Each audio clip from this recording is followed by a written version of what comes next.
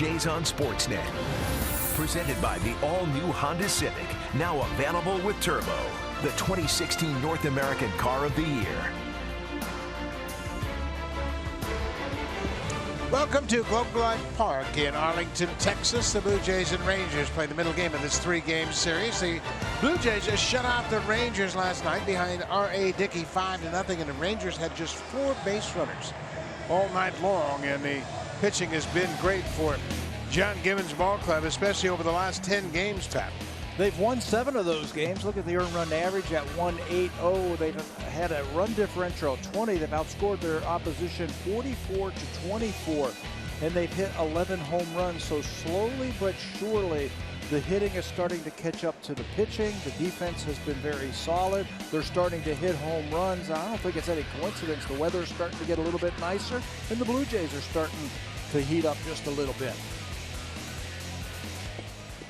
It is Bark in the Park, and there was a parade of dogs before the ball game. They walked around the warning track, and a lot of the fans have brought their dogs into the ballpark tonight, and they're dressed up in all kinds of costumes tonight. And the fans are too. We saw an Elvis dog walking around today on the field. Checking it out, it was a lot of fun. That's a big hit nowadays around American League and National League ballparks. I saw one sign where the dog owner says, "My bird dog hunts Blue Jays." Well, hopefully not tonight. They're out of season here in Texas. Let's take a look at the lineup for John Gibbons Blue Jays. They have really done a nice job on this road trip, and Troy Tulowitzki is starting to swing the bat well. Justin Smoke, the former Ranger, had a big night last night. He is back in that 5th spot. Smoke had 2 hits, 2 walks. He was on base 4 times, and he's hit well against tonight's starter for Texas, Colby Lewis, a .421 average. And right behind him, Troy Tulowitzki. He has 4 hits on the road trip, but 2 home runs, and he's had 2 3 RBI games, and he hit a home run last night, his 200th career home run. You see Ezekiel Carrera in there. He's a late addition to this lineup. That's the lineup that Colby Lewis will face. 36 years old, his 8th start of the season. The Rangers are 3-4 in his 7 starts so far this season. Colby Lewis has pitched at least 6 innings and 7 straight starts and 7 innings in his last 3. That's the longest streak by a member of the season opening rotation for the Texas Rangers since Alexis Ogando had 12 in 2011. Career versus the Blue Jays, he's 3-6 with a very elevated earned run average of .660 over 12 games. That's 11 starts. He's winless in his last 4. Last time he beat the Blue Jays, that was back in July of 2011 against the Jays. This year he's had the 1 start, and at one point retired 16 of 17. Gave up a 2-run home run to Edwin Encarnacion. Defense kicked it around a little bit last night. A crucial error by the shortstop proved to be important for the Blue Jays. It's Ryan Rua, Ian Desmond, and Nomar Mazara in the outfield. Adrian Beltre has just 1 error all season long. Andrews committed the error on a routine double play ball last night that extended the inning. Rougned Odors at second, Mitch Moreland's at first, and Bobby Wilson for a 2nd straight game behind the plate. Andrews is a good shortstop, though. You mentioned him booting that ball. He's the all-time leader in this organization in games at shortstop with 1,085. He has led all Major League shortstops in putouts from 2009 through 15. 49 more of them this season for Andrews. He's a good one, but that was a costly mistake last night. So Michael Saunders back up into the leadoff spot. He had 2 hits in last night's game. Here's the first pitch from Lewis. Saunders goes after it and fouls it into the seats. Michael batting .321 for the season. He's been consistent all year long, doing a good job of putting the ball in play. He has put up some very good at-bats. He'll make that pitcher work. He won't go outside that strike zone. Look at that. That's a tough take right there on a slow curveball. Beautiful night here in Arlington. Interesting numbers here. Fastball average. Michael's hitting .397 against the fastball, and that's why Colby Lewis is starting him out with a couple of breaking balls here. I think they look at his stance at the plate. He's got his hands very close to his body, and he takes the barrel of the bat and bends it towards home plate. Pitchers think like they can get in there. Ground ball. Moreland wide of the bag. He better hurry. And he wins the foot race. It was bang, bang. Lewis was a little bit late getting off the mound, and Moreland had to take it himself. We saw that a couple of times in last night's game with Martin Perez falling off the mound towards the third base side and being very late getting over to first base. This time Moreland, who's a very good fielding first baseman, picks it up. He's ready to scoop it. Colby Lewis isn't there. Mention he's 36 years old. He just could not get over there. And watch this. Almost a collision over at first base between three players. And the infielders and Bobby Wilson all converging on the mound, trying to give Colby Lewis a chance to catch his breath. Lewis has bad knees, and in the offseason, instead of running like most pitchers do for conditioning, he rides a bike. So that was quite a sprint he had to take off for first on, and they wanted to make sure he caught his breath. That's a helpless feeling if you're the first baseman. You go and field the baseball, and you're ready to flip it to the pitcher, and he's not there. You got to do it yourself. Josh Donaldson takes the first pitch strike. He wasn't so sure about it. Home plate umpire is Lance Barrett tonight.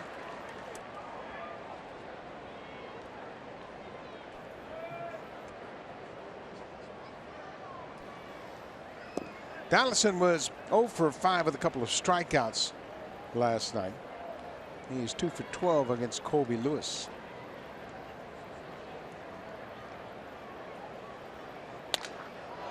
Broken bat.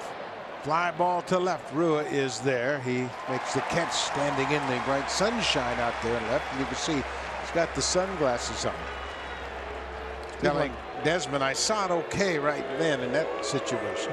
Been like that forever here in Texas, even at the old ballpark.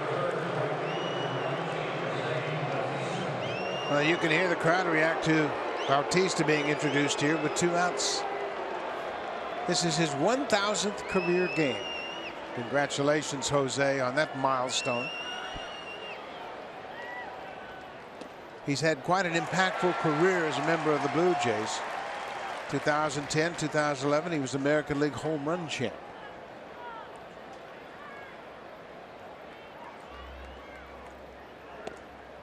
Bautista was the Hank Aaron Award winner, acknowledging the best hitter in the American League. He won that award back-to-back in 10 and 11. He was also a Silver Slugger and an All-Star in both those seasons. John Gibbons calls him the face of the franchise. He's done some marvelous things here with the Blue Jays. He's been great in the community.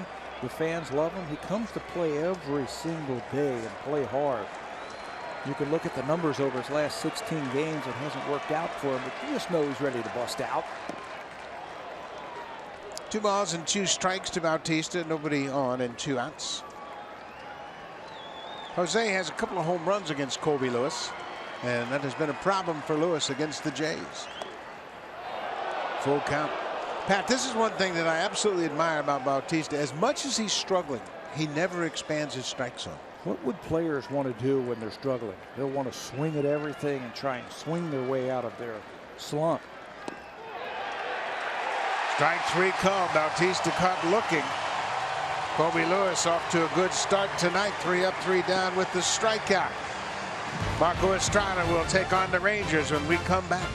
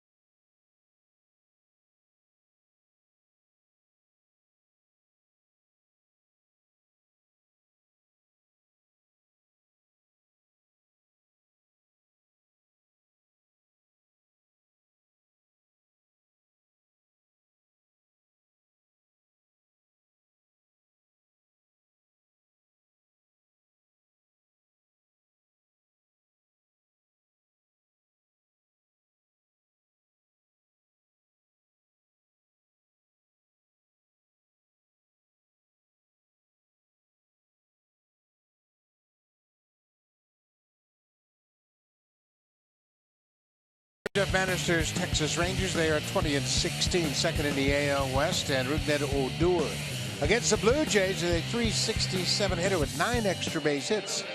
And last time he faced Marco Estrada, he had a home run. Adrian Beltre's got a 6-game hit streak, batting in the cleanup spot. 8 for 22 with 3 extra base hits. And the Rangers know Marco Estrada all too well. He beat them in Game 3 of the ALDS right here in this ballpark. And Marco has been magnificent so far this season, but doesn't have a whole lot to show for it in terms of one-loss records. 6 starts this year for Estrada, 1-2 with a 239 earned run average. He's now allowed 1 or no runs in 4 of his 6 starts this year. Odor goes after the first pitch. Donaldson has room in foul ground on the warning track and makes the catch. 1 pitch, 1 out for Estrada. Take a look at the defense behind Marco Estrada. Same lineup as last night in the outfield, except for the center fielder. Michael Saunders is in left. Ezequiel Carrera was a late addition to the lineup as Kevin Pillar was scratched. Jose Bautista's in right. Donaldson and Tulowitzki on the left side. Goins and Smoke on the right side. And Russell Martin back behind the plate as Josh Thole caught last night. You mentioned that Bautista. This is Jose's 1,000th game as a Blue Jay. He also has 73 outfield assists as a Blue Jay. He needs 2 more to tie George Bell for second most in franchise history. And we all know who's number 1 on that list. Jesse Barfield. Same position. Jesse had 117 outfield assists as a Blue Jay. Ian Desmond went 0 for 4 in the game last night. He had been swinging a hot bat, but R.A. Dickey and Chad Girardo shut out the Rangers on just 3 hits. They only got 1 runner in scoring position in last night's ball game against R.A. Dickey. We kept saying that the Texas Rangers came into this series really swinging the hot bat. They had scored 41 runs in the previous 5 games. 41. R.A. Dickey's knuckleball was really working last night. He was as good as I have seen him with that knuckler. Estrada gets 1 past Desmond. 2 balls and 2 strikes, the number 2 hitter in the Rangers lineup. R.A. retired 19 of the final 20 batters that he faced with a knuckleball that was dancing. Ground ball. Smoke backs up, takes it, and he'll go to the bag. 2 up, 2 away.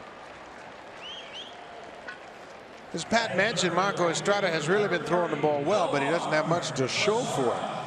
He has been throwing strikes, using all his pitches, and all of his peripheral numbers are outstanding. Take a look at those numbers in his last 4 starts. A 219 earned run average, opponent's batting average of 159. That's against the Dodgers and Texas, Chicago, and the Baltimore Orioles. But then that last number in that column, just 4 runs of support to work with. You're not going to win many ball games when you get just 1 run a game. He's going to have to take the hitters out to dinner. 2 outs. This is Nomar Mazara, the rookie right fielder. Mazara also an 0 for last night, 0 for 4. Just over 300 in 29 games this season.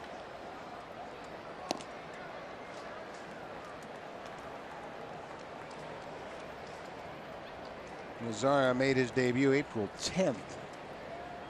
And he's gotten off to a great start. He was the American League Rookie of the Month for the month of April. He's big and he's strong. He's got a great sense at the plate of hitting. You see he hits from that open stance and strides into the baseball.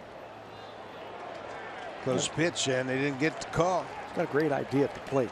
I've only watched him in a couple of games this year now. The Blue Jays have played him, and he's going to be good. Just 21 years old. Ground ball through the right side. I don't know if Smoke saw that ball. His first move was to the bag, and I think it was closer to him than he might have thought. He stands here, and it's tough to see. And he stands right in that sunlight. You can see that right in the middle there. And watch him move on that ball like he didn't see it. If he takes a couple of steps, he might have been able to go over there and get it, but the sunlight is right in his pathway there. Very bright, so that replay showed that Smokey didn't see that one. 2 out base hit for Mazara, and that'll bring Adrian Beltre to the plate. He's got a 6-game hit streak. 1 hit in each of those 6 games. He's done a nice job keeping that streak alive. He's 8 for 22 over the 6 games. 284 on the season. For years, you've been saying, okay, when's this guy going to slow down? He's 37 years old now. When's it going to happen? But he still has great reflexes at third base. He loves and enjoys to play the game of baseball.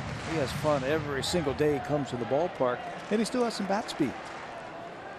Well, and he's a smart hitter too. He knows when to look for pitches or when to lay off.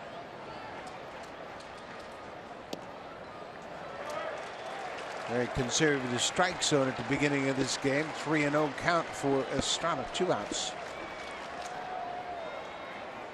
Good time to throw that cutter right here because he might have the green light early in the ball game.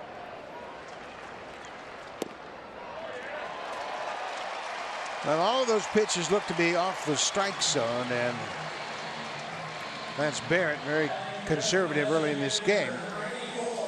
As long as the umpire maintains consistency, nobody's going to have a problem with that. You just got to make adjustments if you're a pitcher.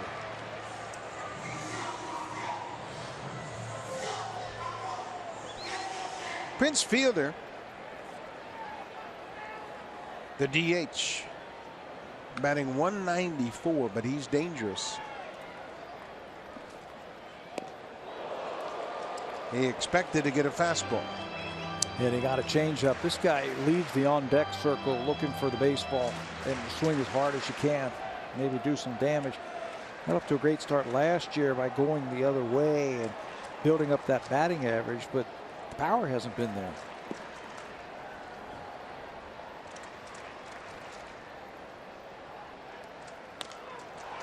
This is popped up. Donaldson over near the seats and makes the catch. Good concentration by Donaldson. There'll be umpire Bob Davidson over there to make sure he's got the baseball. Throws the right fist in the air, and the inning is over. Blue Jays strand of pair. We played an inning. It's a scoreless game.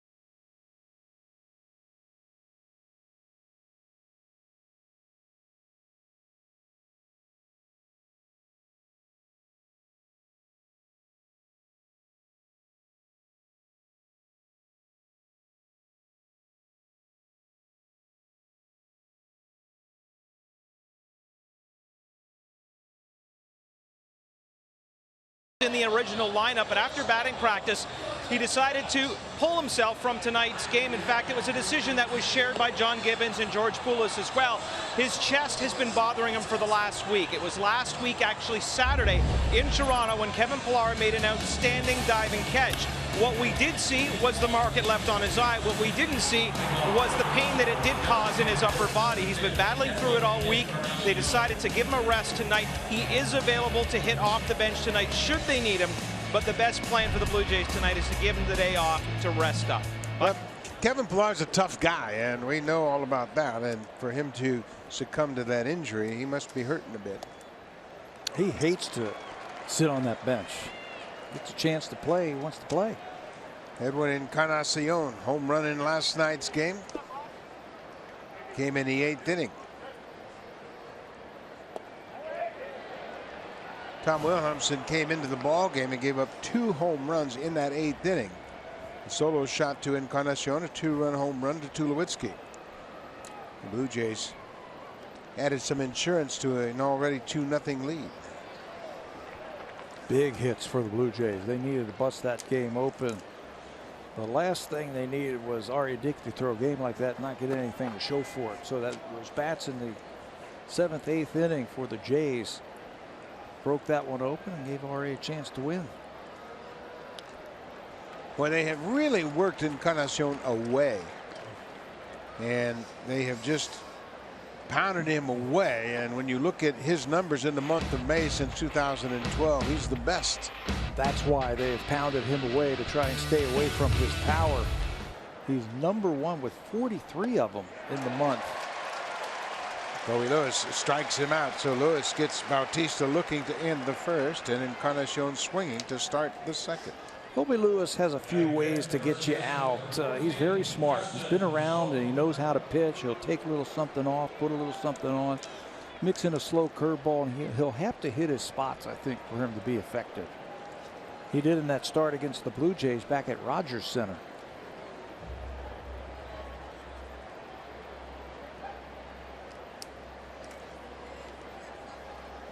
Justin Smoke, he had a perfect game last night, 2 hits and 2 walks.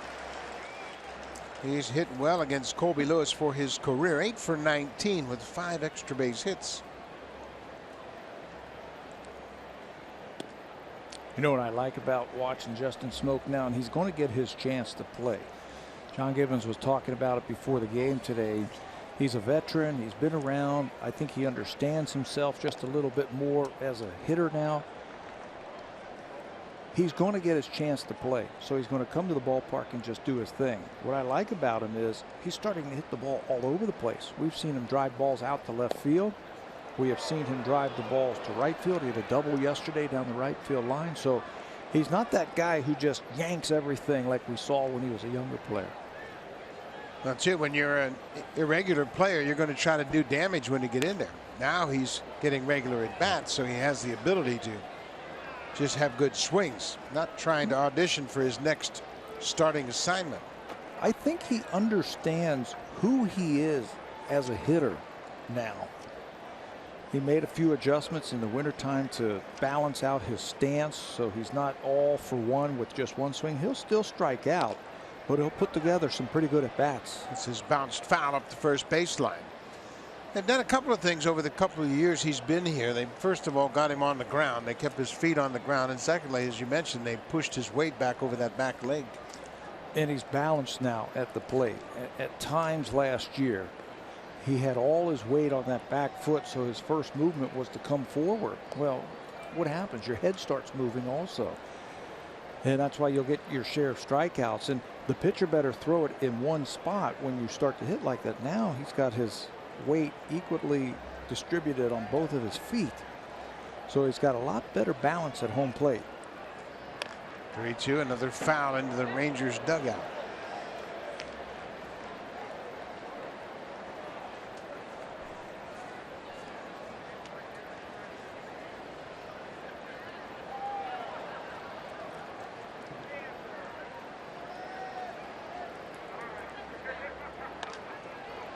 Quite a battle going on between Colby Lewis and Justin Smoke.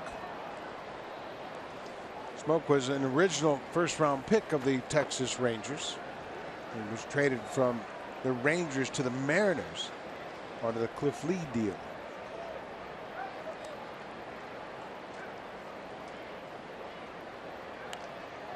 Got a piece of that one to stay alive. In and out, up and down. You can see they're trying to elevate the ball against Smokey. Justin's a very good low ball hitter. Colby Lewis, he picks up on those kind of things. He's a smart guy.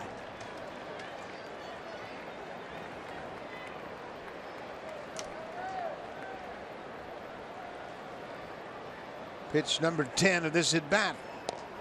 Called strike 3. Borderline pitch upstairs. It came in with a breaking ball, and Smoke wasn't sure about it. He walks back. That's 3 straight strikeouts for Colby Lewis. So Troy Tulowitzki will step in the box, and we mentioned the 8th inning was big for the Blue Jays. And one swing of the bat right here from Tulowitzki.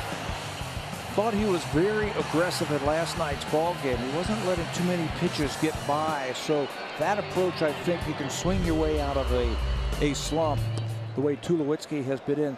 Last night, that big home run by Tulo late in the game really busted open that ball game.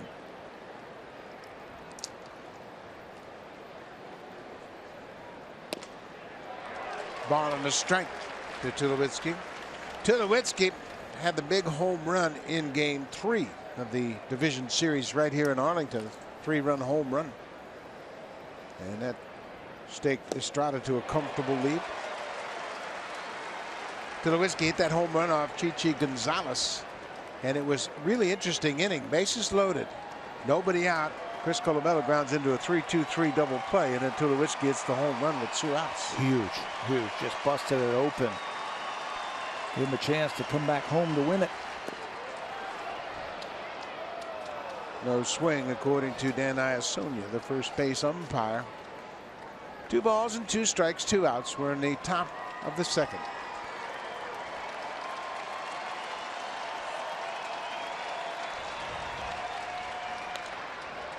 Popped up out of play. Tulowitzki's home run was his 7th of the season, his 200th career home run. He's had 3 RBI games this season, all this month of May.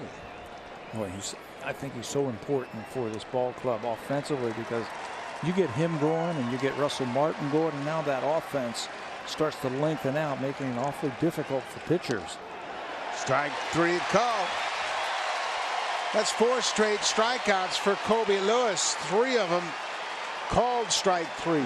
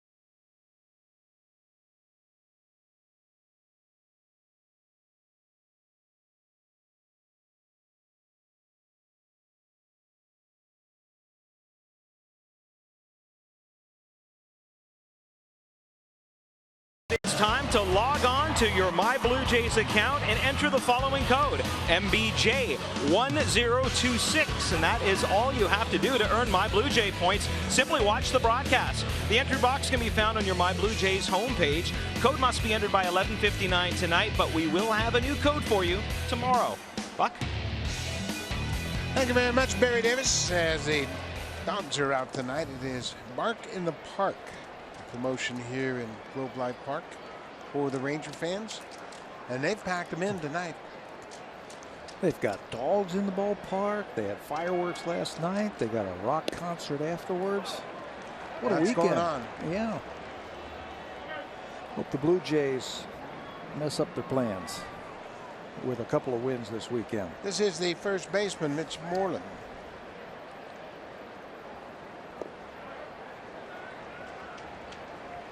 Ball on the strike, 2 balls and a strike now to Moreland, and Moreland 0 for 2 in last night's game. Batting .248 on the season.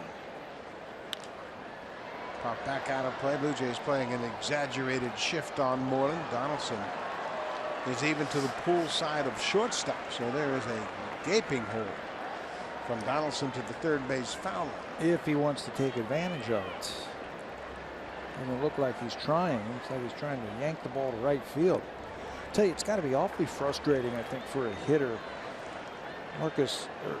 Marco Estrada's got so many ways to get you out with a changeup and a curveball, a lot of off-speed pitches. Then you finally get a fastball like Moreland did 2 pitches ago, and you foul it back. That's got to be frustrating for him.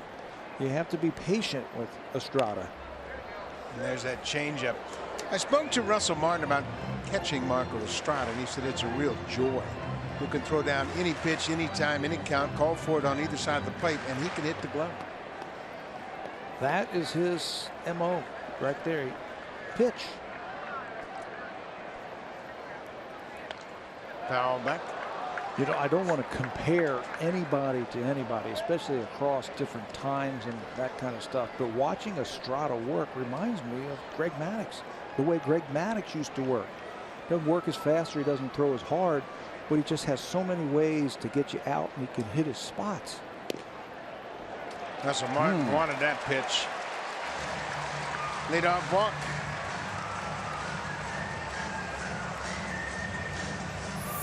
Save during the Lawn and Garden Expert Sale. Only at Home Hardware and Home Hardware Building Center. Homeowners helping homeowners with expert advice.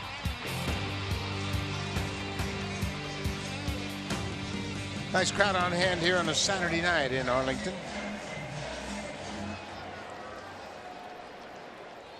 .24 degrees at the start of play.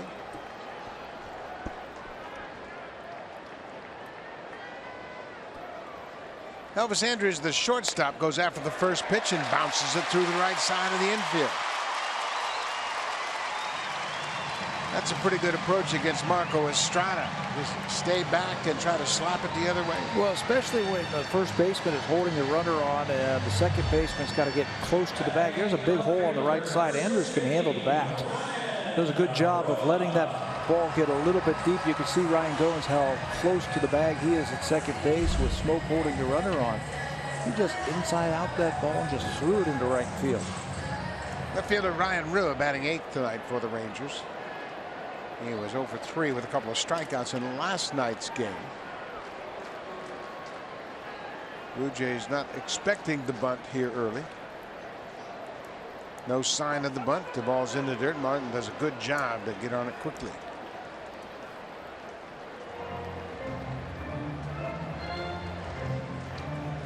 Well, that is so vital if you've got a catcher back there who can block balls and keep the double play in order.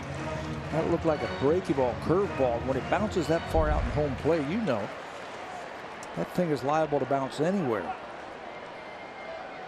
Especially the curveball. It's more unpredictable than that slider might be. 1-0 to Rua. Marco's just not quite zeroed in on that strike zone just yet. Not yet. He has thrown 28 total pitches, 15 balls and 13 strikes.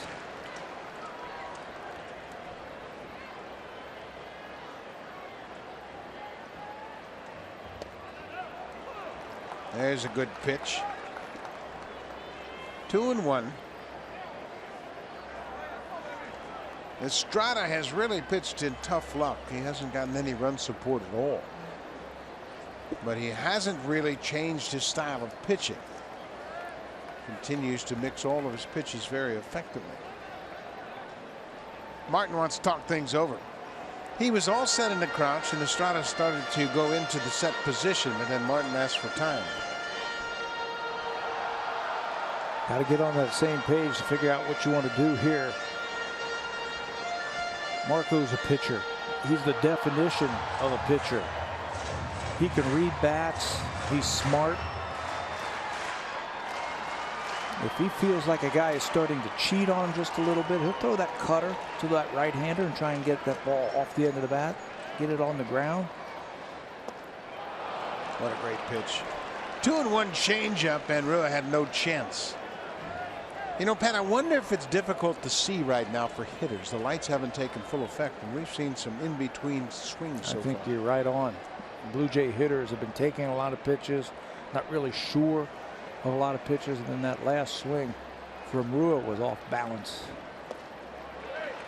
Fastball missed downstairs. It's a full count. Nobody out. Mitch Moreland walked to start the inning. Elvis Andrus hit the first pitch into right for a base hit.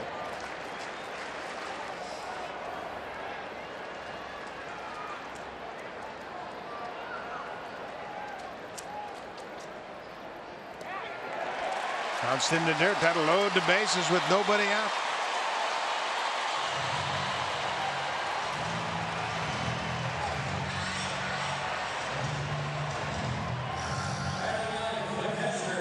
So Bobby Wilson, the catcher, he knows what hitting with the bases loaded is all about. On Sunday against the Tigers, he had a grand slam home run, his first of his career. It's the one home run of the year, but he's an excellent candidate for a double play grounder right now. The Blue Jays infield is going to play deep. Hope that Marco can find that release point and keep that ball on the ground.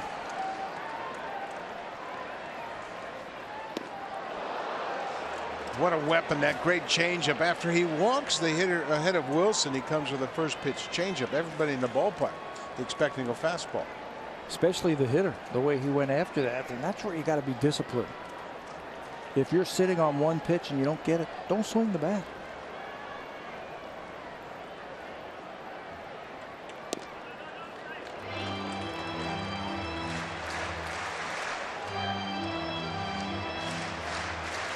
Just hasn't gotten zeroed in yet, has he? No, he's just missing his spots. Yeah, as good as he has been over his last 4 starts, and he's been outstanding, he just hasn't been able to find it yet.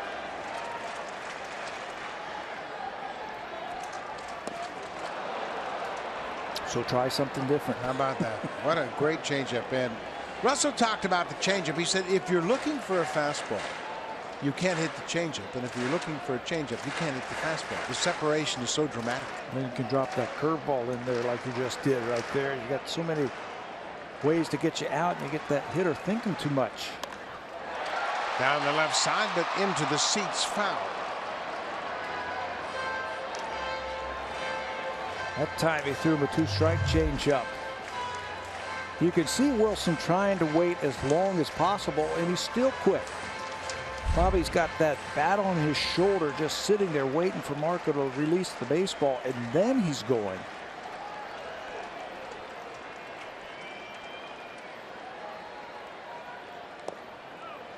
This down and away. It's 2 balls and 2 strikes. Estrada has 3 walks already in this game. His season high is 4. He had that twice this season at Baltimore and home against the White Sox. He had 4 walks in each of those starts. Right now he needs a strikeout. Boy, they're not giving it to him. He's also been very economical. You can see Gibby not upset, or not very happy, very upset with the home plate umpire. He said, hey, you're calling that when my guys are hitting. Colby Lewis has struck out 4 straight batters. Give it to me for my guy. Full count, nowhere to put Wilson. Fouls it into the second deck. Marco has been very economical this year, averaging about 16 pitches per inning. Using all those pitches already. This next pitch is going to be number 40. He's only been able to get 3 outs.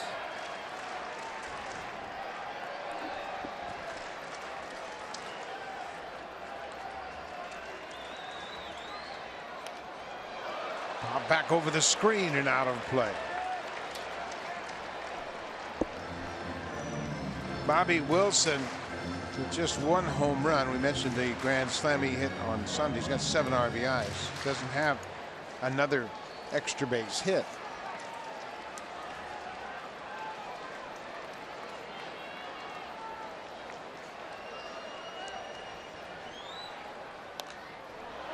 Popped up behind home plate. Martin back near the screen, but it's over the screen, out of play.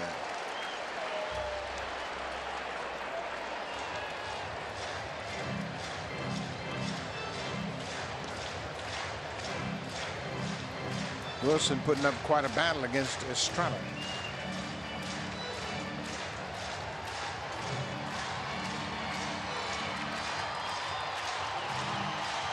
Got to stay engaged right here.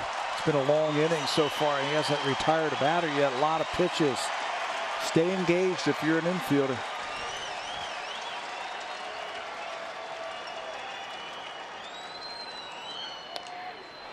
Another foul into the seats.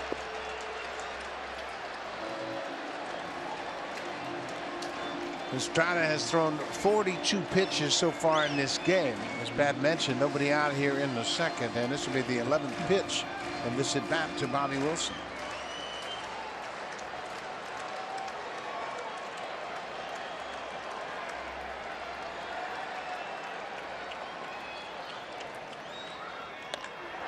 Swinging a drive deep to left. Carrera back. This ball is gone.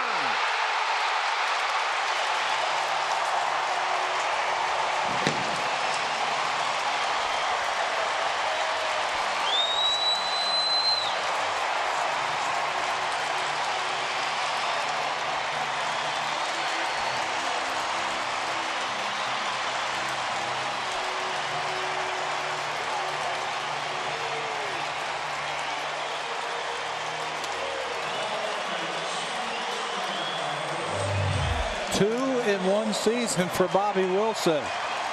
2 grand slams. He had one against the Detroit Tigers, and now on the 11th pitch of that at bat, slams it into the bullpen of the Blue Jays, and just like that, one swing, 4 RBIs. The 4th home run allowed by Estrada this season.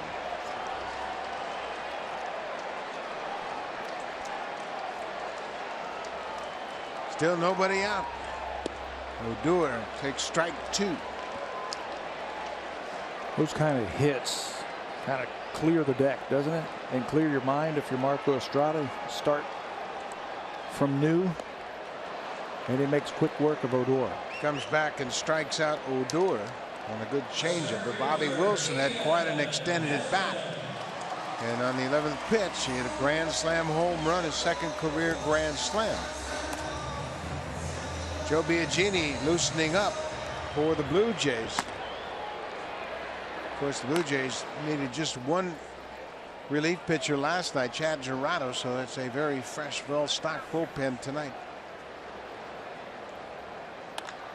Hot shot gloved by Donaldson. Desmond is retired, 5-3.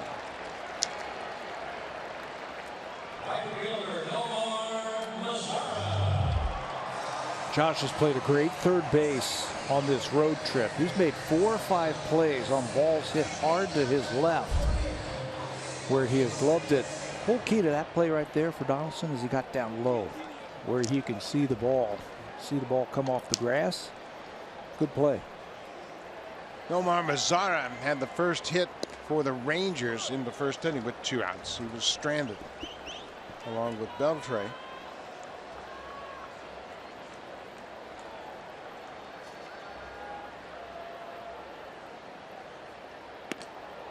For 4-0 Texas.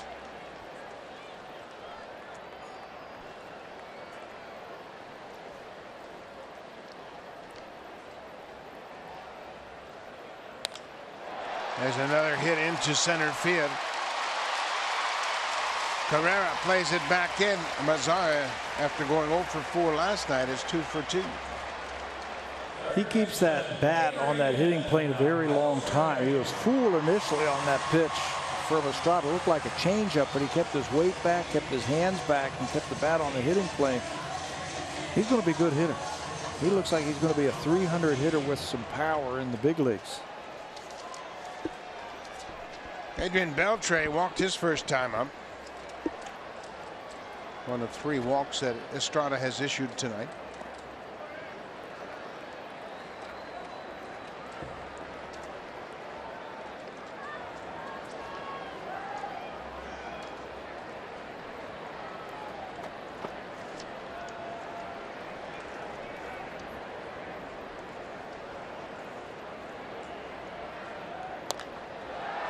Fly ball.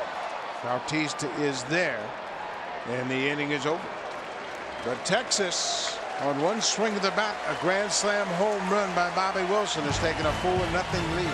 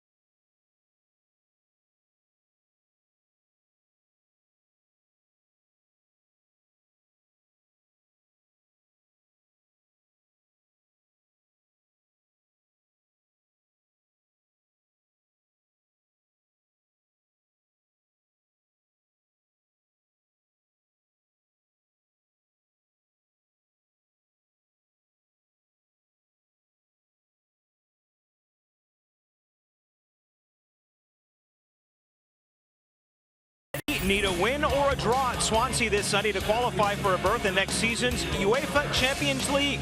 It's the final matchup of the BPL season. It all starts Sunday at 9:30 Eastern, 6:30 a.m. Pacific on Sportsnet. And guys, it will be Jerry Dobson's final BPL broadcast. He's been doing them since 1998. A good man, the man who actually gave me my job at Sportsnet many years ago. Congratulations, Jerry, on a fine career, and I know you'll have a bang-up final announcement calling that game. Ezequiel Carrera, the center fielder, was a late addition to the lineup as Kevin Pillar was scratched. Pillar dealing with an injury that he suffered last Saturday against the Dodgers, making that great catch off the bat of Carl Crawford. You know he must be hurt. He was in the lineup. We were down on the field till about 5:30 today. Didn't hear a word about it. Came back up here to get ready for the ball game, and that's when word came down that Pillar had scratched.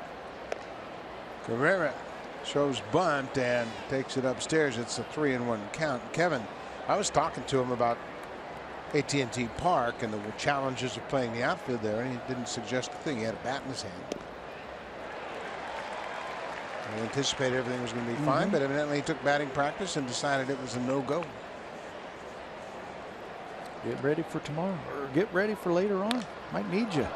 Fly ball into center. Desmond now ranging back. He's there. One away. Desmond looked like he's played center field his whole life. Yeah, he looks pretty comfortable out there, doesn't he? If you're not familiar with him, he came up as a shortstop, made a ton of errors last year for the Washington Nationals, was a free agent. Nobody signed him till late. Texas said, we'll take a shot and put him in the outfield. We don't have a place for you in the middle of the infield. He has played some center field. I think this is his 9th game out there. He's looked great.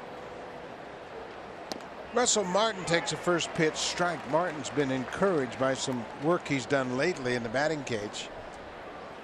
Since they finally have a game plan. He's moved up a little closer to the plate. He said, now I don't have to search so much for that outside pitch. But he's still trying to target right center alley. That's where his power is. And that's where his game should be.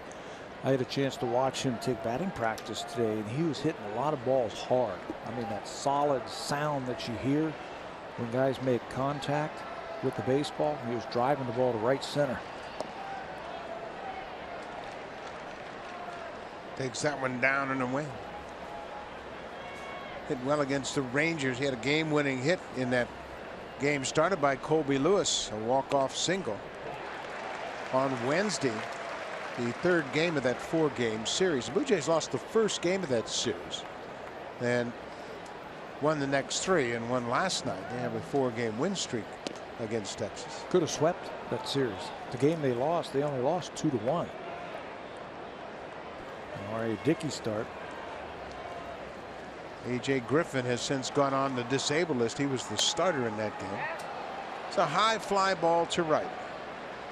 Zara is backing up now as he makes the catch. Let's check in with Jamie Campbell.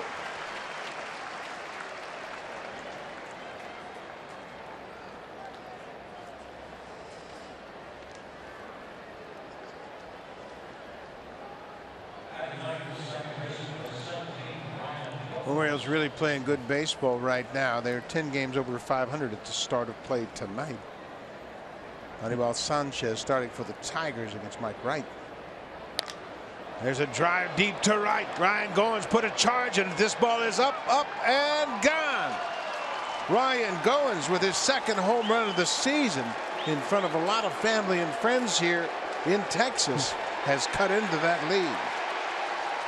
Hey, you better be careful when you're throwing first pitch strikes to Ryan Goins, because he's ready to put a charge into it.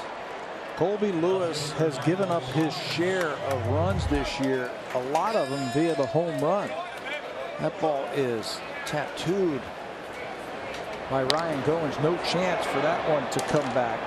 He's given up 17 runs this year. Colby Lewis, 12 of them have come on 10 home runs allowed. So he has always had a problem with home runs against the Blue Jays. Against the Blue Jays. So I think if you're a Blue Jay fan, stay tuned. 4-0. is not an insurmountable number for the Blue Jays if they're going to hit home runs tonight. One of these days, the Blue Jays lineup is going to show up. The real Blue Jays lineup. And when it does, the pitchers are going to be in trouble. Owens and Pilar talking about that last swing. And there's a base hit for Saunders. Well, the Blue Jays now have a 3-run deficit to overcome thanks to Ryan Goins' 2-out home run, and Saunders gets a base hit.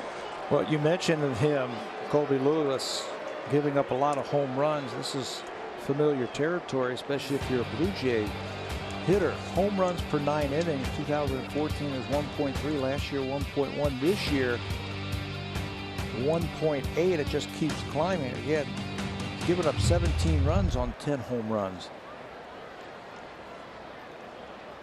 Donaldson bounces it to third.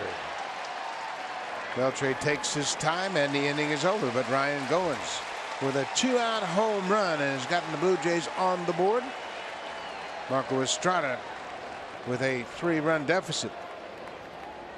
Goins hit a home run in Tampa Bay, and this one on the first pitch here in Arlington. He got a lot of family and friends here tonight. Blue Jays are on the board.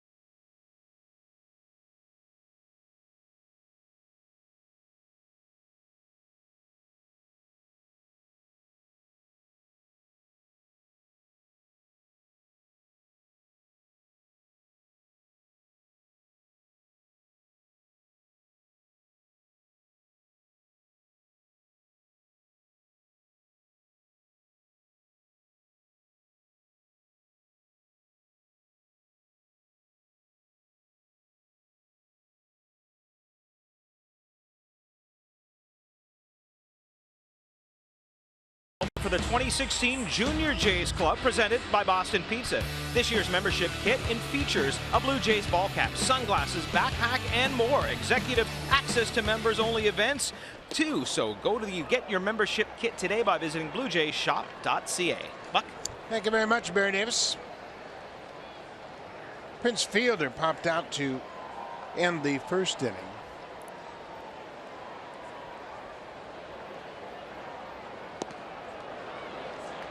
Oh, and too quickly. Marco Estrada was just missing a bit in the first 2 innings. He walked 3 batters. 2 of those came in to score on the grand slam home run by Bobby Wilson.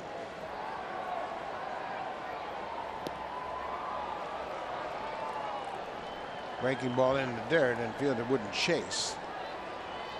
Can a grand slam give a pitcher a feeling of, okay, we're going to wipe the slate clean and we're going to start anew? Just take some of the pressure off. I could see that happening to Marco Estrada tonight. That's a good start. Strikes out Fielder. 1 down here in the 3rd.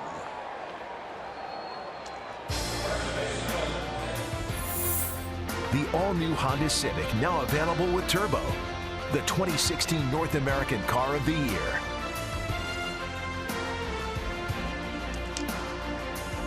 Globe Life Park in Arlington, Texas. Buck Martinez along with Pat Tabler. This is Mitch Moreland, who walked and scored. This is popped up into shallow left. Long run for Donaldson and Saunders. Donaldson gets out there and makes the catch. Nice effort by Josh Donaldson as they were playing Moreland to pull. And he was the only guy that had a shot at making that one. He's a great athlete. you talked about when he was a catcher and he's made the transformation as a third baseman. He could play the outfield, I think. He is such a good athlete. He's got a great quick first step. He covers a lot of ground. He was the only guy who was going to get to that pop-up. Michael Saunders, the left fielder, was playing him into the gap in left center field. He wasn't going to get there. Josh Donaldson handled that one easily. There aren't many catchers that can make the conversion to another position and do it as effectively as Donaldson has done. Isn't it always third baseman to catcher? There's been a ton of those kind. Well, I can remember one that started out with the Braves that ended up being a pretty good third baseman, and that was Joe Torre. That's one of them right there. Todd Zeile comes to mind. Was a catcher, moved over to third base. Craig Biggio caught, but he also started out as an infielder, went back to catch, then played second and center field. Talk about the epitome of being a great athlete. And he was an all-star at each one of those positions. And that's why he's in the Hall of Fame. But Donaldson, you just watch him. He just looks like an athlete. The way he moves on the field. He's got great hand-eye coordination, quick feet. And if you don't believe it, he'll tell you. Yeah, he was saying the other day, hey, everybody talks about Bryce Harper and Mike Trout as MVPs and the best players in the game. How come my name is never mentioned in those conversations? Yeah, you got to love his spirit, huh? I love it. He comes out every day thinking he's the best player on the field, and that's why he is. Elvis Andrus singled to right field on the first pitch from Estrada back in the second. And he takes ball. So that's the fourth walk issued by Estrada. That'll tie his season high. He's done that 3 times now, and he's shaking his head. Just a little bit of a frustrating start to this ball game. Remember last year, it seemed like every one of his starts, there was one inning where he would momentarily just lose it. He would lose the strike zone, or he would lose his release point, but then he had that ability to get the train back on the tracks and have success. We haven't seen that this year at all until tonight.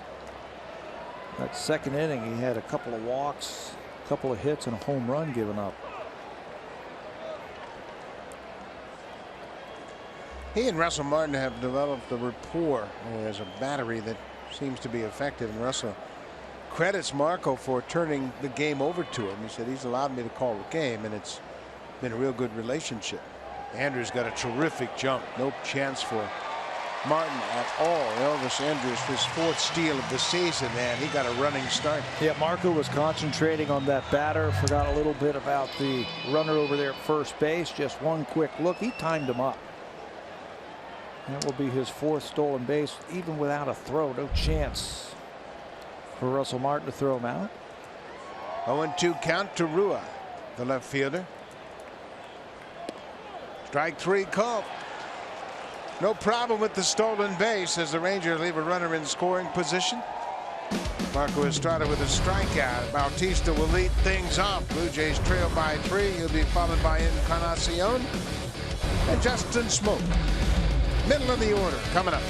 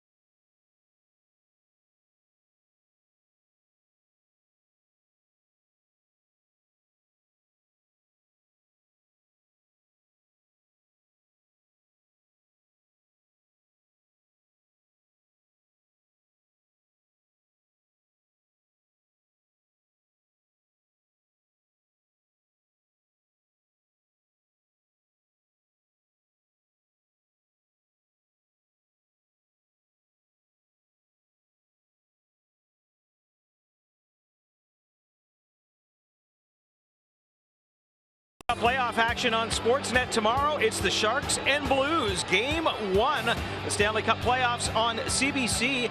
The Western Final. San Jose, St. Louis, 8 o'clock Eastern Time on CBC. Jose Bautista goes after the first pitch and lines it off Beltre's glove. Andrews is there to make the play. Oh, what reactions by the shortstop. Bautista stopped at home. He thought Beltre had gloved the line drive, and then when it popped out of his glove, it was too late to make it to first. Yeah, your normal reaction as a hitter when you hit a ball like this, you think he's going to catch it. He's surefire going to catch it, but no, that little hesitation is going to cost him. Give Elvis Andrus some credit here, not giving up on that play, barehanding it, planting that right foot and throwing a strike across the diamond to get Bautista. Well, you're right. You hit a ball that hard, it goes right to a Gold Glover at third, and you just assume it's going to be an out. They went Encarnacion. He hooks this one down the left field line. Bautista starting to swing the bat. The bat speed's picking up a little bit. He's stung a couple of balls on this road trip. Beltre can laugh about it now because Andrews backed him up. They were playing him to pull, so he's only a couple of steps away from him. But you're right. You get Jose starting to swing the bat, and you get Edwin starting to come out of it, and now the power is going to be there, and the Blue Jays aren't going to be out of any ball game. Edwin's seeing the ball very well. He's taking a lot of close pitches on this road trip. He has homered in 3 straight games against the Rangers. He hit one against Colby Lewis on Wednesday in that 4-game series, then hit one against the Rangers on Thursday, and then hit one last night in the 8th inning. Pops this one in the air, shallow center field. The second baseman is back on the outfield grass. Odor makes the catch.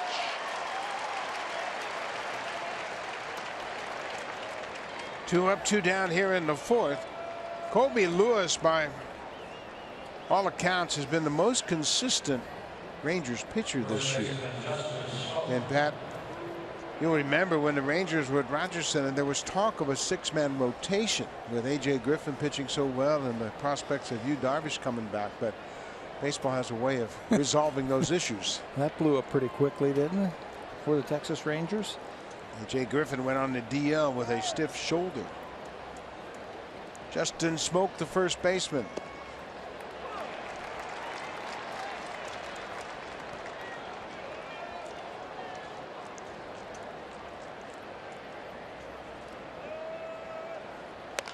Pulls this one foul.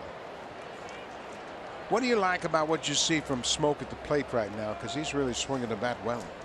Well, he's seeing the ball, and I think one of the reasons why he's seeing the ball because he's so balanced at the plate. He's not getting too far back. He doesn't have a lot of extra movement and motion at the plate. It's very compact swing, and hey, he's a strong guy. He does not have to pull the ball to hit a home run. We saw that at Rogers Center in that series when the Jays were home last week. This ball's got a chance. It's trouble down the left field line, but Rua is there. He was shading him in that direction and makes a running catch. Justin Smoke continues to make hard contact. The Blue Jays go quietly in the top of the 4th.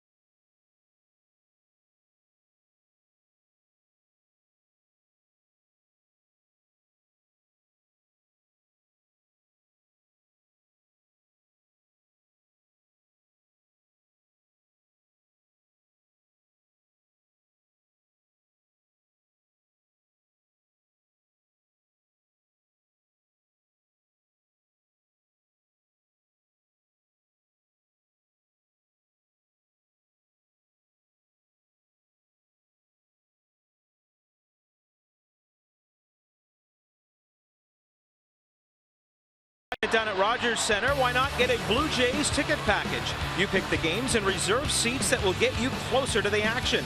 Starting from 10 games up to a prorated full season, our account executives will find the package that best suits your needs. Go to BlueJays.com to find out all about the great benefits of being a Blue Jays ticket package holder. Back. Thank you very much, Barry Davis. This is Bobby Wilson, who had a grand slam his first time up. He becomes one of 4 major league players with multiple grand slams this season. George Springer hit a grand slam today, his second of the season. Wilson gets jammed. Manny Machado, Bryce Harper, George Springer, and Bobby Wilson all have multiple grand slams this season.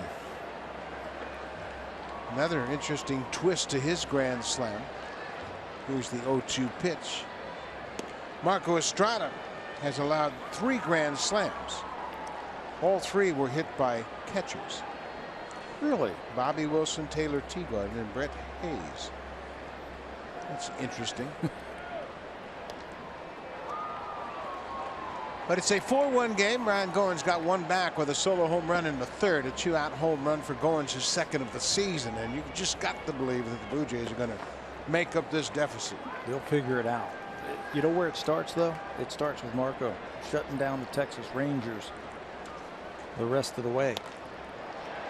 Donaldson, another fine defensive play. A little bit of a changeup line drive, and he had to leap right at the end to make the catch. Remember the at-bat Bobby Wilson had? It was an 11-pitch at-bat. He kept fouling off the changeup. This time he's out in front. And Josh Donaldson told you he's a good athlete. Good reflexes. Quick to snare that one. One down, back to the top of the order. Rougned Odor 0 for 2 so far. Goes after the first pitch. I tell you what, he steps in the batter's box and he's swinging. I wonder if they rolled the ball to home plate if he would swing at it. I think he would. Yeah, that's his game. Remember, it was about a year ago he was sent down to the minor leagues because he was struggling. Little chopper back to the mound. 2 quick outs here in the bottom of the 4th.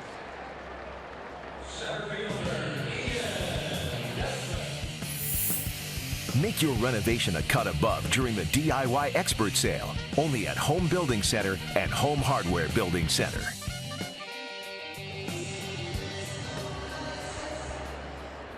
Beautiful Friday night with a packed house here at Globe Life Park in Arlington, Texas. The Rangers have a 4-1 lead.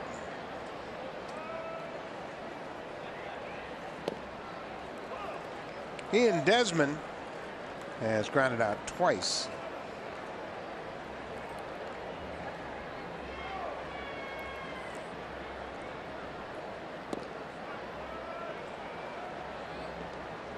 Desmond couldn't find the job.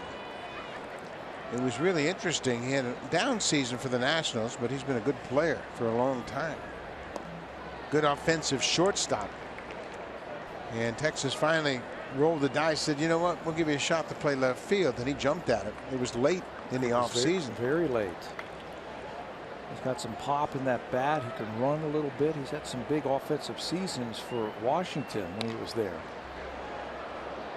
Mentioned at shortstop, he's had his problems fielding the ball and throwing the baseball. But in the outfield, he looks like a natural. He was a Silver Slugger shortstop 3 years with the Nationals. An all-star. Good pitch inside fastball, and Martin gets that call. Good inning for Marco Estrada. Blue Jays trail 4-1. Now time for a Blue Jays Central update. Here's Jamie Campbell and Greg Zahn from the Samsung broadcast studio.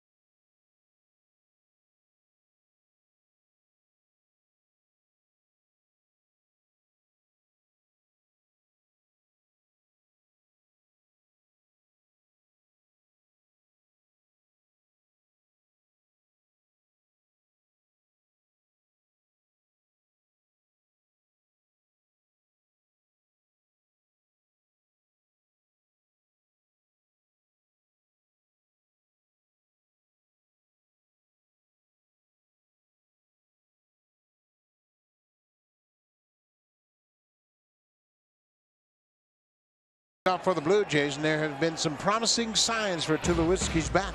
Well, some of the power is starting to come back for Tulo. He's had a couple of 3-run home runs the last couple of games versus San Francisco, and then he had that home run last night versus Texas, driving the ball to left field. He's putting his time in the cage, and he's working with Brooke Jacoby. And you say, well, guy's been around for 10 years. What does he need to work on?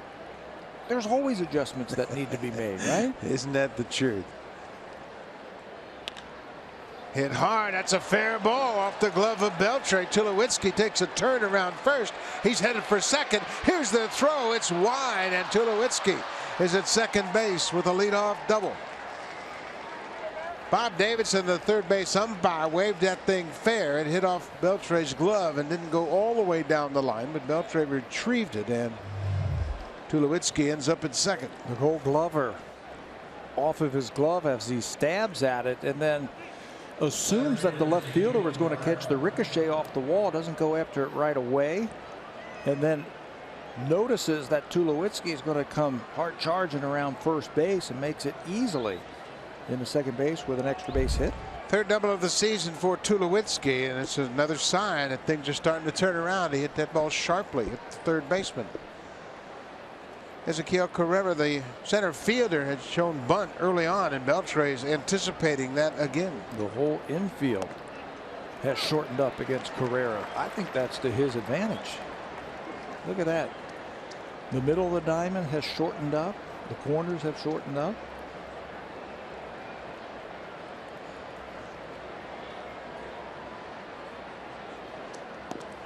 This is a big at bat for the Blue Jays right here. He's got to move Tulowitzki at least from second to third in this at bat. He's been a productive hitter in a few at bats with runners in scoring position, but he's got to have a good at bat. He's got to have a good at bat. He's got to move him, or he's got to get him in all by himself. It's going to be tough now with 2 strikes. He does it. That's a base hit. Tulowitzki's being waved around third. He's going to come in to score. And now the ball gets away from Desmond, and Carrera will end up at second. Well, what a good job by Carrera. He had that on his mind, hitting it to the right side. It gets past Odor into center, and then Desmond overruns it, commits an error, and allows Carrera to get into scoring position as Tulowitzki has made it a 4-2 game. You know, that's a mental error, I think, on Ian Desmond. He hasn't played that many times in center field. There was no way he was going to throw out Troy Tulowitzki at the plate. He came up like he was going to grab it and make a strong throw to the plate. He should have just corralled the ball, just got around it, caught it, throw the ball into second base, give him the run, and keep the double play in order. But his over-aggressiveness has helped the Blue Jays. Third RBI of the season for Carrera. And now Russell's got to do the same thing that Carrera did. This really plays into Russell's hand.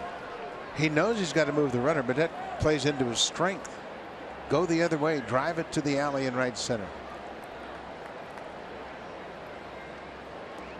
That gets away from Wilson, and Carrera's going to go to third. Boy, the Rangers are kicking it around here this inning. Beltre tipped the ball off his glove, and then Desmond overran the ball in center, committed an error. Now the ball gets away from Wilson on the wild pitch, and Carrera's at third. They're not a bad defensive team. They've only made 17 errors all season long, but some of these have been mental errors. Beltre off of his glove, and then he didn't hustle after the ball. Tulowitzki got to second base. Desmond a little bit over aggressive on that ground ball to center field, and then Wilson didn't get down to block that ball. The Rangers are conceding a run. If Russell hits it on the ground past the pitcher, Carrera can score easily.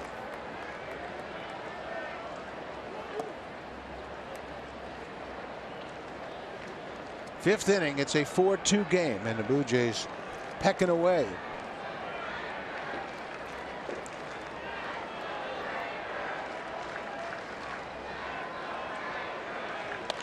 Ground ball to short. Andrews is going to come home, and they get Carrera. They were playing back, and Luis Rivera picked up on it, and they went on contact, but Andrews, with that strong arm, made a good, accurate throw to the plate. What an aggressive play by Elvis Andrews, the shortstop. They weren't conceding the run. Watch him on this ground ball. Carrera does everything correctly. He breaks on contact. They might want to take a look at this one. Maybe he gets his hands in, but he broke on contact. But Andrus was very aggressive. He came up throwing the home plate and made a good, strong throw. Watch the play by Wilson as he catches it and then he cuts off the path to home plate. He tagged Carrera on that left arm, but Wilson had allowed a path to the plate, and the Blue Jays are probably looking at whether or not he had blocked the plate prior to catching that ball. Now the umpires are going to be asked to have a look at it. There was that one replay where it looked like Carrera tried to go around Wilson and get his hand in there. Is there enough evidence? DeMarlo Hale, the bench coach, has relayed the message from the Blue Jays video coordinator to have a look at it.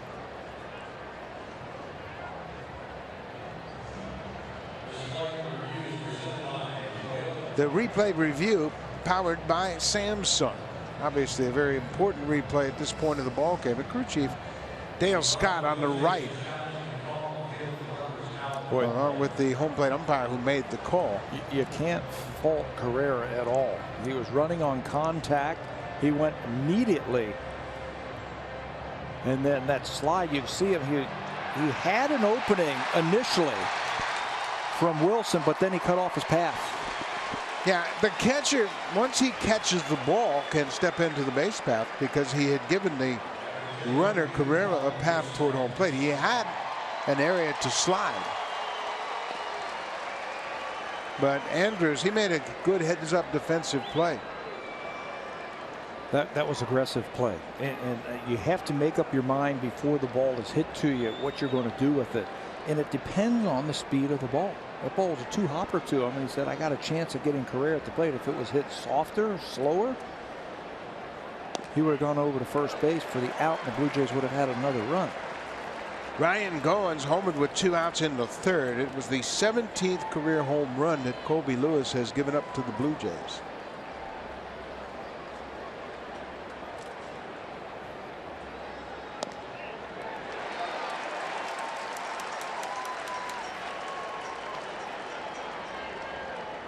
It's a 4-2 Ranger lead.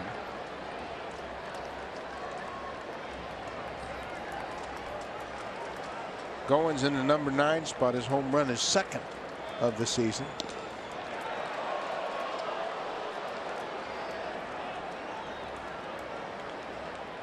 Carrera had a great at bat on an 0-2 pitch. He singled up the middle to drive home Troy Tulowitzki. Defense a little shaky for the Rangers, but Andrus helped him out right there with that aggressive play. Goins lines it on the short hop to Andrus.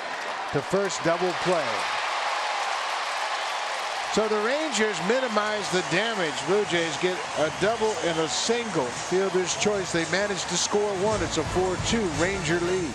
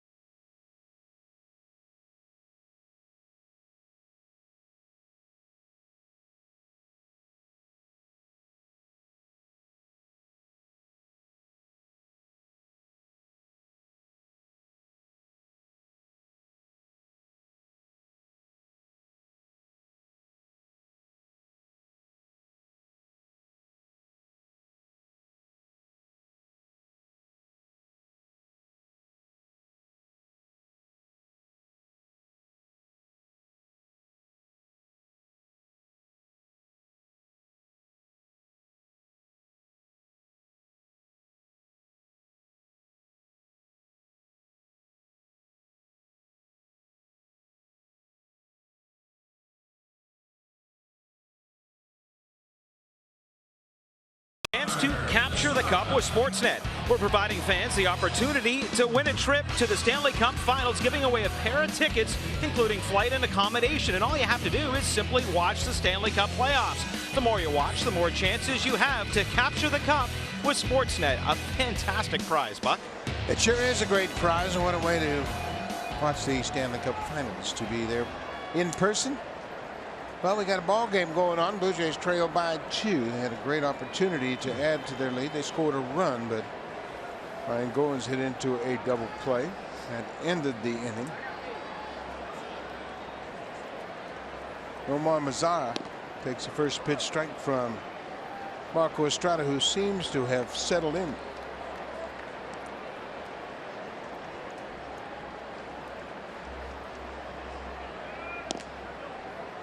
Estrada was just a tick off his control in the first 2 innings. He walked 3 in the first 2 innings and gave up 4 hits and a grand slam home run to Bobby Wilson.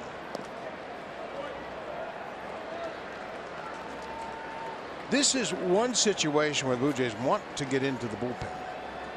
The Texas Rangers bullpen has had their problems, and they've given up 22 home runs this year. Oftentimes, Pat, when they're doing these games, that's the last thing you say. Hey, let's get into their bullpen.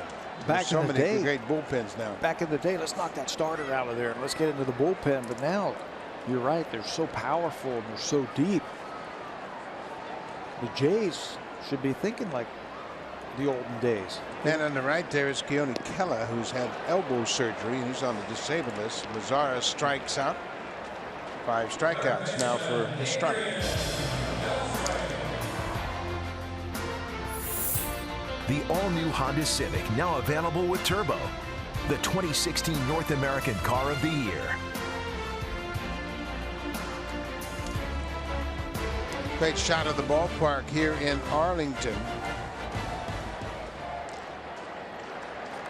Third baseman Adrian Beltre goes after the first pitch and pops it high in the air to right field. Bautista calls for it. 2 outs. Let's check it with Jamie Campbell.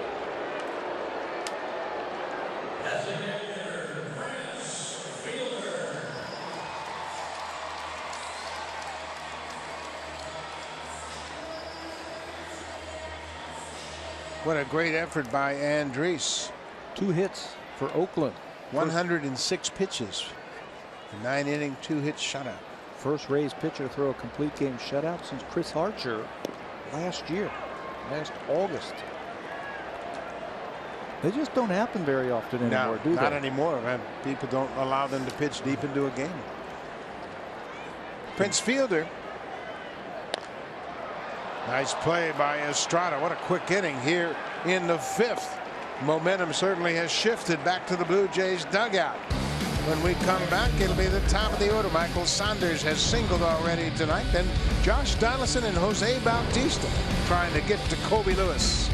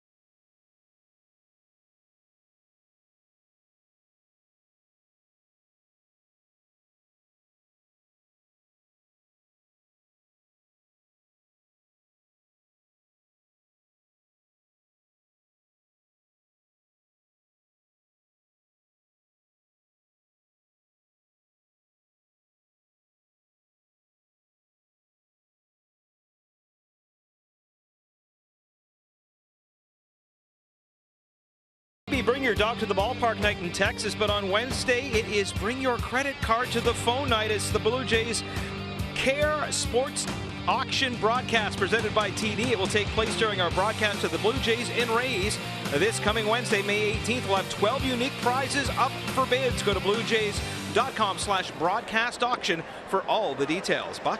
Thank you very much, Barry Davis. That's Wednesday, and that's a great event. And Ivanka Osmak will be the hostess of that great event. They also have surprise packages you can bid on to make donations. So make sure you check it out on Wednesday. Michael Saunders single to center. His last time up, he's 1 for 2. Did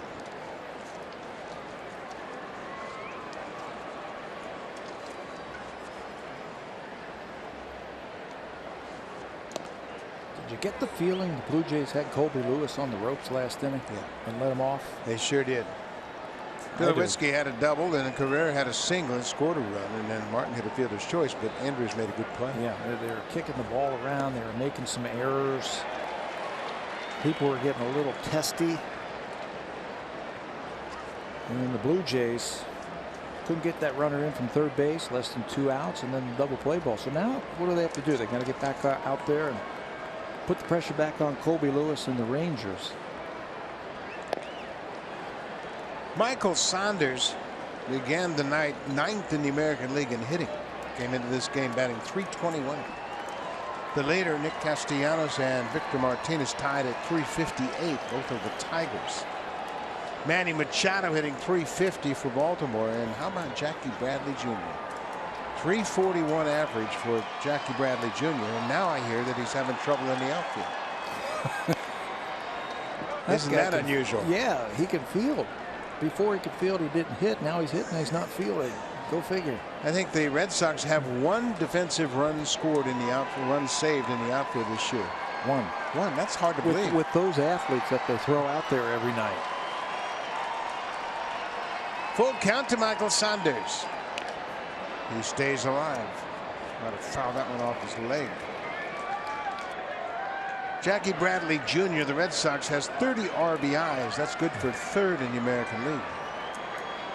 Robinson Cano with 33 leads at the start of play today. Todd Frazier, what an acquisition he has been for the White Sox. He's got 31 ribbies. Encarnacion is 7th at the start of play. Jackie Bradley hit 2nd in the lineup today for the Red Sox. Pedroia was out. Pedroia was out. That's right. Strike 3 call. Saunders caught looking. 5 strikeouts, 4 of them looking for the Blue Jays. He's crossing them up and throwing fastballs down. And the Jays hitters are giving up on him, and they're just crossing the plate right at the bottom of the strike zone, but they're fastballs. So they need to file that one away when they get into that situation again and be ready for it. Josh Donaldson has flied out and grounded out. He was all over that one, but out in front and hits it down the left field line into the seats.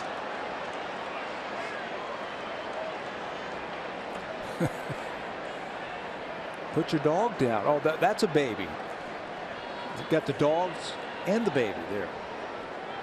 The wife's telling him to sit down and take care of the baby. Forget about the baseballs.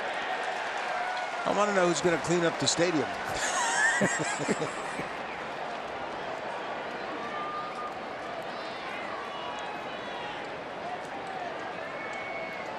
Josh Donaldson hasn't hit a home run since May 1st at Tampa Bay. But you talked to him about changing his approach a bit, trying to get his swing back. Yeah, he was saying that he was trying to hit home runs and his swing became a little bit longer and he was hitting the ball too far out in front, and he took a couple of wild swings in an at bat back in San Francisco and then said, I'm going to really let this ball get deep and I'm going to try and shorten up my swing. It felt like his swing was that much better. He also feels like pitchers have been pitching him too quickly. He's a rhythm type of hitter. You see him bouncing on those legs like that. There's a shot into right, but it's right at the right fielder. So it's a balance and it's a rhythmic type of swing. And when pitchers quit pitching, like we saw Martin Perez yesterday, it can really mess up his rhythm at the plate.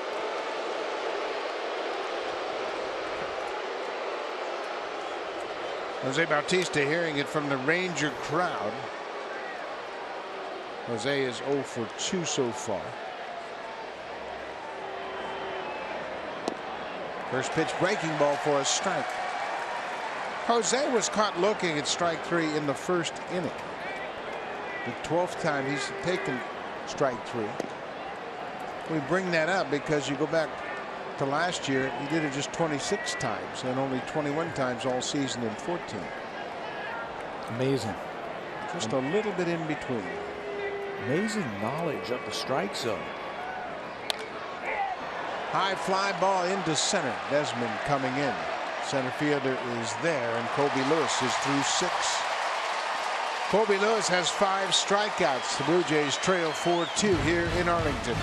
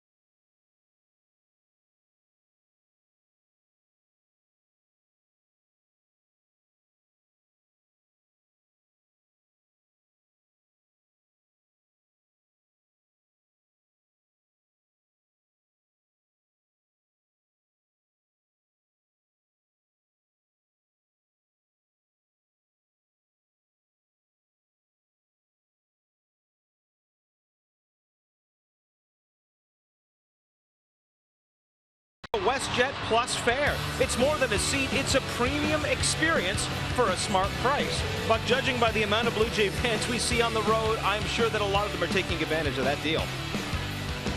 You're probably right, Barry, as there are always Blue Jay fans on the road when the Blue Jays play in other cities. Marco Estrada has settled down very effectively. He hasn't given up a hit since the 2nd inning. And I think on a cool night like tonight it's gorgeous here. I think you can stretch him out a little bit further than you normally would. Russell Martin, the catcher, near the Ranger on deck circle, dances underneath it and makes the catch. Moreland's retired for the first out of the bottom of the 6th. I think you go with your good pitchers, and Marco Estrada has proven that he's one of their best starters. Started a little bit slow tonight. That's why the pitch count is up. But on a cool night, he doesn't seem to be laboring at all. No, he is throwing the best he has all night. Dickey pitched 8, so there are plenty of arms in the bullpen. And you see, it's a little cool here. Happ, Dickey, and Sanchez all sporting the hoodies. Very unusual in the middle of May to have these types of temperatures. It's supposed to be even cooler tomorrow. Just outside of third by Andrews. Andrews has had quite an impactful game here. He singled and scored in the 2nd. He walked and stole a base in the 3rd. He made a fine defensive play in the top of the 5th. He was playing back in regular depth with Carrera at 3rd, and he made a strong throw to the plate to cut down a run. Rangers have been around since 1972. That guy at the plate has played more games than anybody at shortstop for Texas. Double barrel action for the Blue Jays. The lefty is Chad Gerardo, who pitched the inning in last night's game. Joe Biagini, the big right-hander, loosening up.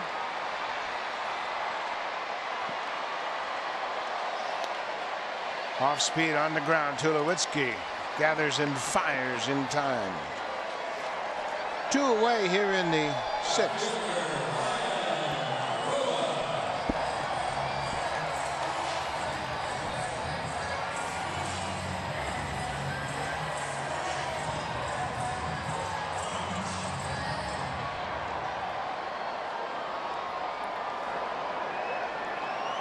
Ryan Rua. He walked ahead of the grand slam by Bobby Wilson.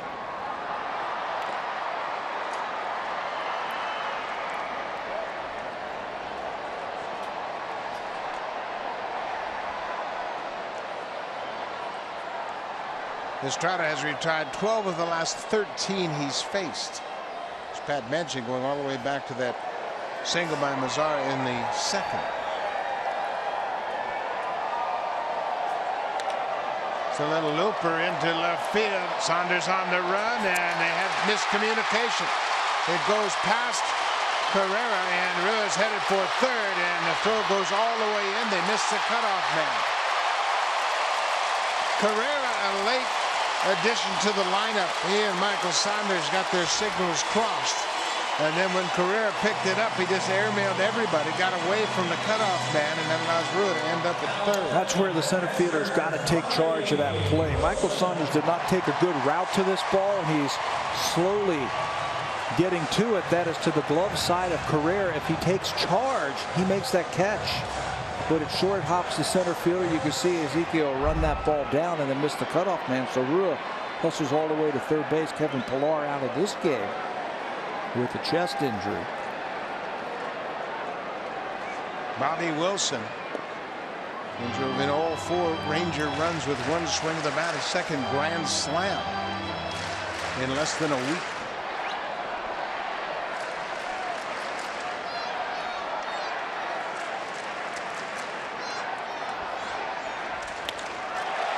This one's hit hard down the left side into the seats and foul.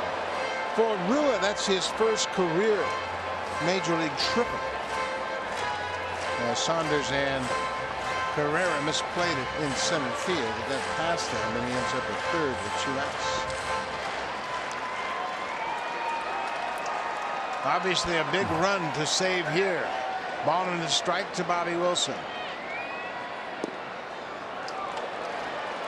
He's not offering at that changeup. Marco has thrown him some good changeups, and he just won't swing at it.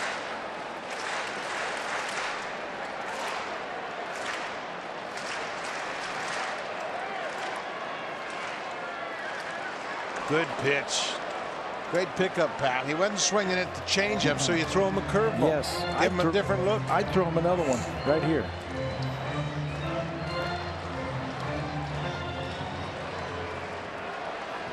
Tim Leeper moving the defense around a bit in the outfield. He's in charge of the outfield positioning. Gets away from Martin, and here comes Rua from third. The throw is not in time. Oh, that's a big run for Texas. Rua read it perfectly, and he took off as soon as the ball was in the dirt. That's a good time to chance it like that on a short pass ball. You anticipated if you're the runner at third base. Looked like a cutter on the inside part. It's off the glove and then off the shin guard, but then you hustle it home. Rua's got some good speed. And he anticipated that, broke immediately from third base. And nothing else the Blue Jays could do as he slides across with the 5th run. Pass ball is charged to Russell Martin. Wilson hits it to Donaldson. 1 pitch too late. We'll go to the 7th. The Blue Jays give up a run in the bottom of the 6th. They trail 5-2. A couple of misplays in the inning.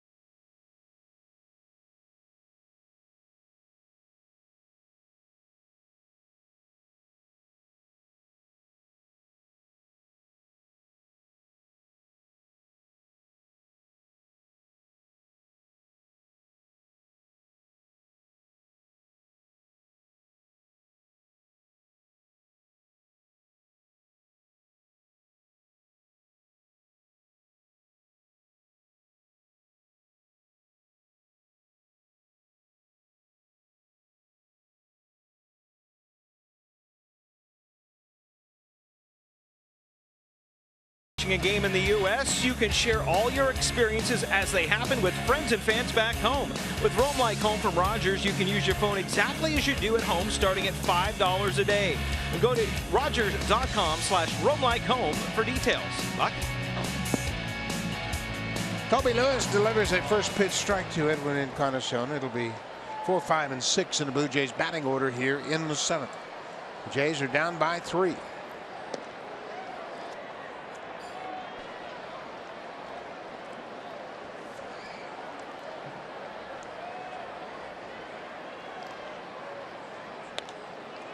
Popped over the screen and out of play. Rangers bullpen is working. That's the lefty Jake Diekman and Tony Barnett, the right-hander. The bullpen has had their problems for Texas, and Lewis strikes out Encarnacion with that slider. 1 out. Let's check in with Jamie Campbell.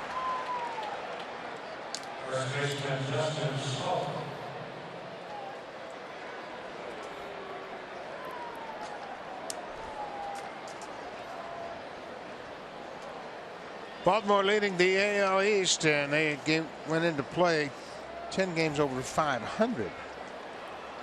And they're swinging the bats well, and they're getting some great pitching from Chris Tillman. They're 10 games over 500 at home, 15-5. Smoke is retired. 3 unassisted. 2 quick outs here in the 7th. Baltimore can hit. And if they get any kind of starting pitching, they're going to be really tough. They've got a deep bullpen and they catch the ball. They're doing all of this without J.J. Hardy, their shortstop. He's on the disabled list. Hey, any way you slice it, the American League East is tough. The Blue Jays, after this series, go home and play the Tampa Bay Rays, and you know what you're getting with them. Great pitching. They have very good defense, so it's never easy. Troy Tulowitzki. He hit a double off the glove of Adrian Beltre back in the 5th. Came around to score the second Blue Jay game. That inning looked like the Blue Jays were really going to get back into this game, but they squandered an opportunity. Andrews hit short, gobbles it up. Colby Lewis is in a groove, just 7 pitches, and he sets down the Blue Jays in order in the 7th. They'll go to the bottom of the 7th. Texas has a 5-2 lead.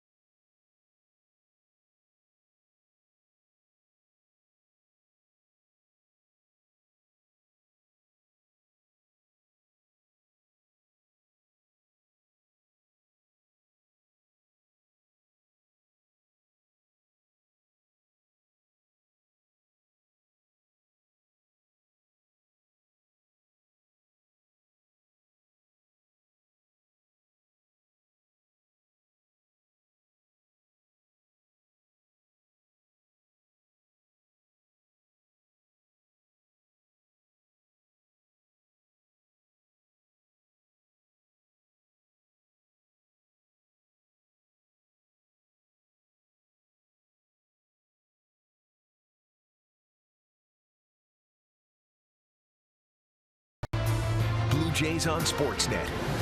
Presented by the all-new Honda Civic, now available with Turbo, the 2016 North American Car of the Year.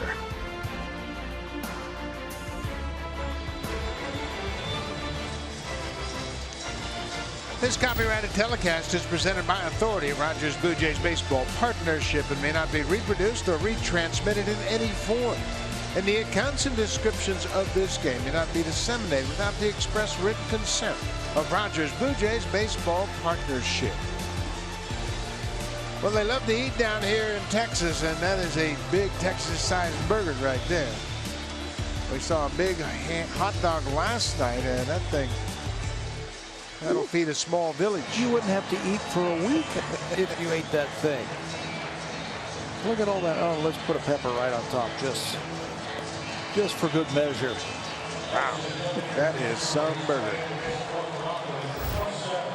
Brett Cecil pitching for the first time since the 3rd of May. Of course, he was away from the team during the Giants series on paternity leave and welcomed in their 3rd child. So he is back. That last time he worked was May the 3rd versus these Texas Rangers. Did not record an out, gave up a couple of hits in that inning and that outing versus the Texas Rangers. But John Gibbons has put him in a position to succeed. He will face a couple of left-handers. And Odor and Mazzaro scheduled this inning. Odor bunts it. Cecil takes his time and makes a good quick throw to gun down Odor. Well, he's a typical leadoff hitter. He can do a lot of things to get started. If you're wondering what's up with the dogs, it is Bark in the Park night here in Arlington, and obviously that dog loves its owner. And she's used to it because she had a towel. Wipe it off. You know, you are so right about Odor. He understands the game of baseball. Cecil is tough on left-handers. He doesn't walk lefties, throw strikes to him. He also recognized that Brett falls off the mound. And if he bunts the ball just past Cecil, he can almost walk to first base with a single. But it wasn't a very good effort. Cecil got on top of that ball very quickly and recorded the out over at first base.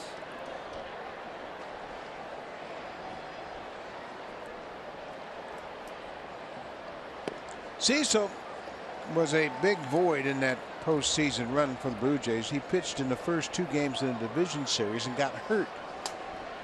Involved in a rundown in game 2 at Rogers Center. Strained a calf muscle and he never made a return. Goins has to go far to his left and he throws a wide of the mark.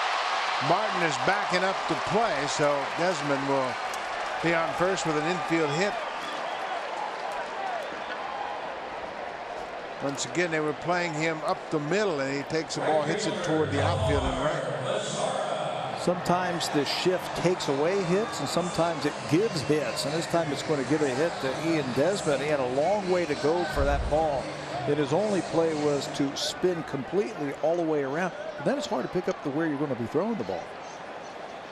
Throws it, and luckily they've got those fences built in front of the dugouts now, and it leaves him at first base. Nomar Mazara is 2 for 3.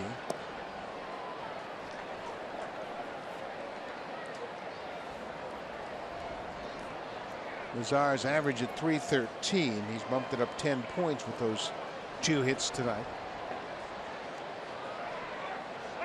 Well, they got him picked off. Now Smoke has to make a good throw, and he doesn't. Desmond went on the first move. And Tulowitzki is arguing that he put a tag on him, but he had to do a 360, spun around to the reverse part. Now he's arguing with the second base umpire, Scott. Was he running in the baseline? He takes off. You can see, look where he is. He's right on the grass. And he is on the inside, and that's going to bring John Gibbons out. Boy, that is a great illustration of him running on the grass. He was clearly out of the baseline, and that's the point that John Gibbons is going to discuss with the crew chief, Dale Scott, who made the play. Tulowitzki reacted immediately. The Blue Jays challenged the call at the plate back in the 5th inning. And the call was upheld, so the Blue Jays lose their review. And now he's going to request that the umpires have a look at it. And Dale Scott's going to acknowledge that request, and they will take a look at the play at second. Let's take a look at it one more time. He's on the inner part, and Tulowitzki stays with that tag. He was off the bag when he had the glove on him. It's another aspect of it. I don't know that Tulowitzki sensed that. But when he slid over the top of the bag, and this is the one play we talk about all the time, and I don't think a base runner should be penalized because his momentum of the slide takes him off contact. Off contact. It's not like blatant. He slides past the bag. Yeah. He just slides over the top of it, and he happens to bounce off the base. But you could see what Desmond was trying to do. He knew he was dead to rights, so he tried to move to the inside part of the baseline. What's his background? He's a shortstop. Great point. So he knew that that throw from the first baseman was going to come to the inside part of the infield of the bag, trying to deflect the throw. Watch where he's running right up that dirt grass line, making it tough for Tulowitzki to catch the ball, making it tough for Justin Smoke to throw it in that alley. So we will see if the umpires see what we see.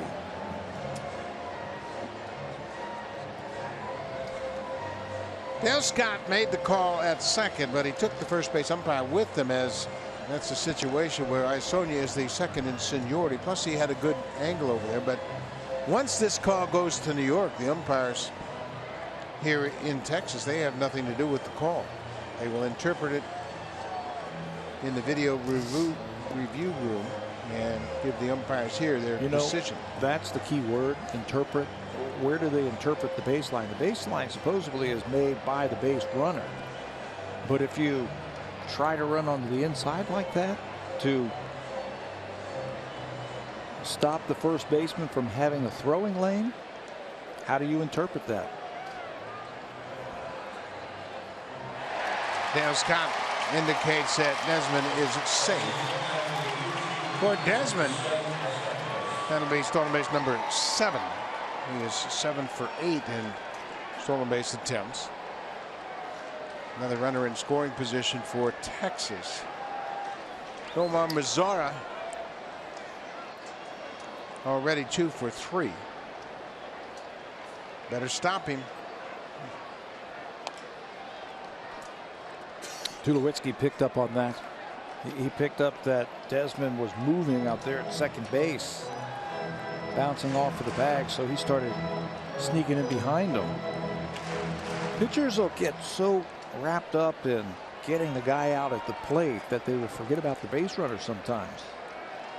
We saw that with Marco Estrada and Elvis Andrus back in the 3rd inning when he got a running start at first. Mazara hits it high in the air, but not that deep. Desmond going back to tag. Bautista camps under it. Here's the throw toward third, and Tulowitzki will cut it off. So Desmond goes second to third on the fly out to right.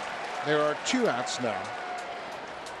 And John Gibbons has made his way out of the dugout. He's got Joe Biagini loose, the right-hander, to deal with Adrian Beltre.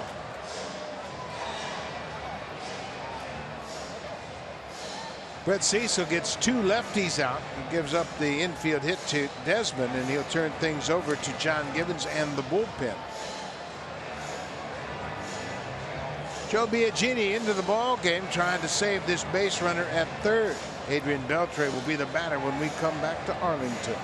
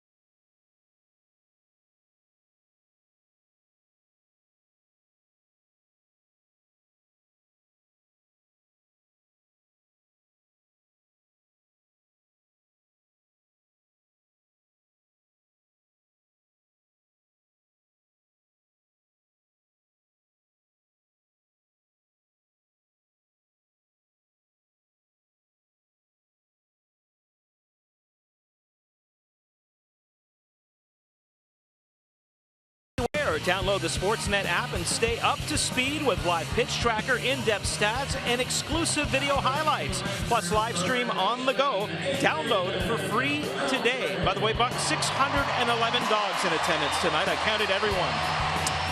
611 dogs and a whole lot of people. The Ranger fans have been entertained to a good game. They saw a grand slam from the home side. Bobby Wilson a grand slam in the second. The Rangers added a run in the sixth. Joe Biagini comes in with 2 outs and a man at third. He'll face Adrian Beltre. Pretty good numbers for Joe Biagini, his first go around in the big leagues. 8 games, a 1-1 record, 0.90 earned run average. John Gibbons said he's going to use him in tighter situations, and this is a tight one here against a Hall of Fame type of hitter in Adrian Beltre. First pitch strike. Biagini picked up his first major league win against the Texas Rangers. He pitched the 9th and the 10th when Justin Smoke homered in the 9th and the 10th to walk off the Rangers. It was game 2 of the Rangers series. This is popped up and playable. Smoke calls for it. He's in foul ground, and Biagini saves that run for Brett Cecil. He strands Desmond at third. We'll go to the 8th. The Blue Jays have some ground to make up.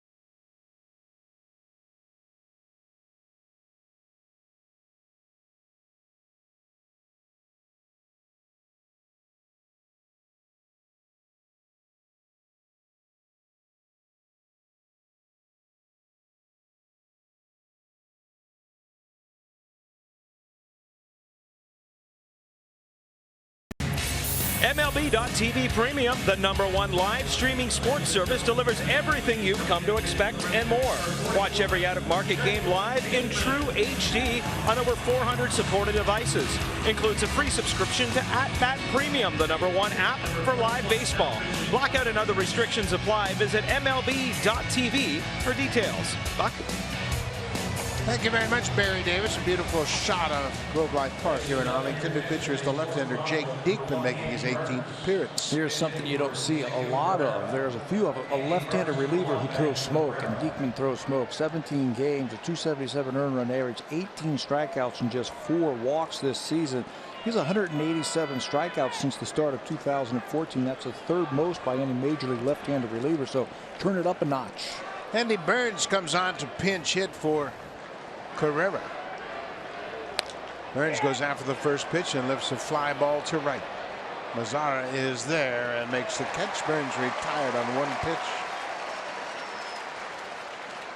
Marco Estrada started this game and had a bit of a problem with his control early in the game, but he sorted things out. He gave up a grand slam home run in the second when he walked a couple, but then he settled down nicely, finished up on a real strong note, gave up a run on a pass ball in the 6th, but overall 4 walks. That ties his season high. 4 runs on 1 swing of the bat after a couple of walks and a single by Andrus. Wilson with the home run, the big blow, but then he got it back going again, and it looked like he was going to pitch shutout ball the rest of the way and give the Blue Jays a chance to come back. That scratch run that they scored in the 6th inning, I thought, turned the momentum around back in the favor of the Texas Rangers. Diekman misses with the first 2 pitches to Russell Martin also has gone 0 for 2, reached on a fielder's choice in the 5th. And see Darwin Barney, he too has grabbed a bat. He'll bat for Ryan Goins.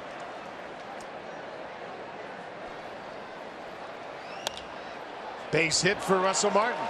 Hooks it into left. So a 1-out single for Martin. And now Darwin Barney will come off the bench and bat for Ryan Goins. Goins in 2 at bats. Blue Jays have 3 righties on the bench tonight: Barney, Burns, and Pilar. So you got the big left-hander out there. You got to give yourself a chance. Diekman is really tough on left-handed hitters. That good fastball and that wipeout slider. So send the right-handed pinch hitters up there.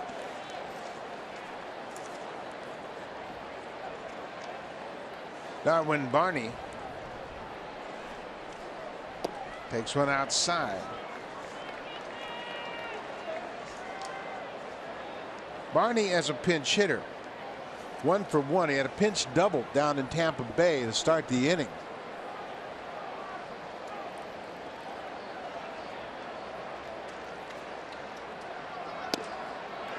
Late on that fastball. It was a good one from Diekman. 96 miles an hour. He's got a good arm. They stole him from the Philadelphia Phillies when they traded for him to reinforce that bullpen last year.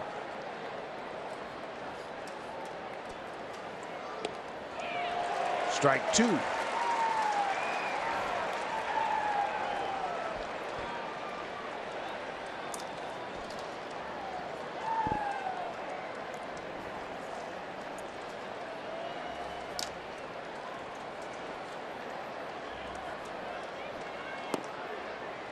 Two balls and 2 strikes. Darwin Barney batting with 1 out. Russell Martin at first. The Blue Jays trail 5-2 in the 8th.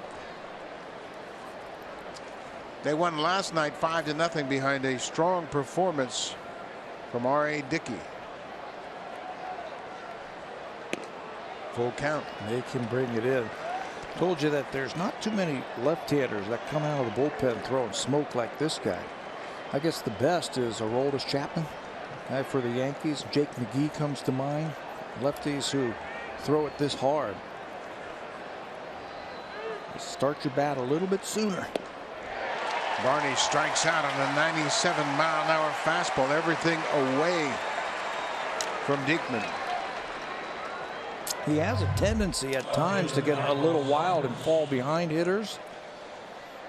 But tonight he's got a fly ball out, a base hit, and then he comes back to strike out Darwin Barney. Michael Saunders 1 for 3 tonight against Colby Lewis.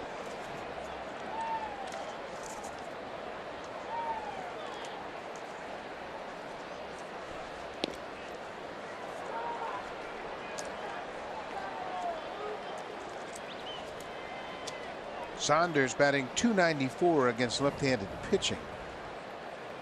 Done a pretty good job. He is 10 for 34 against lefties.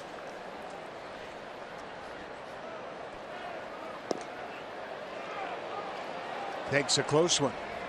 2-0. This will be interesting if he loses Michael Saunders here.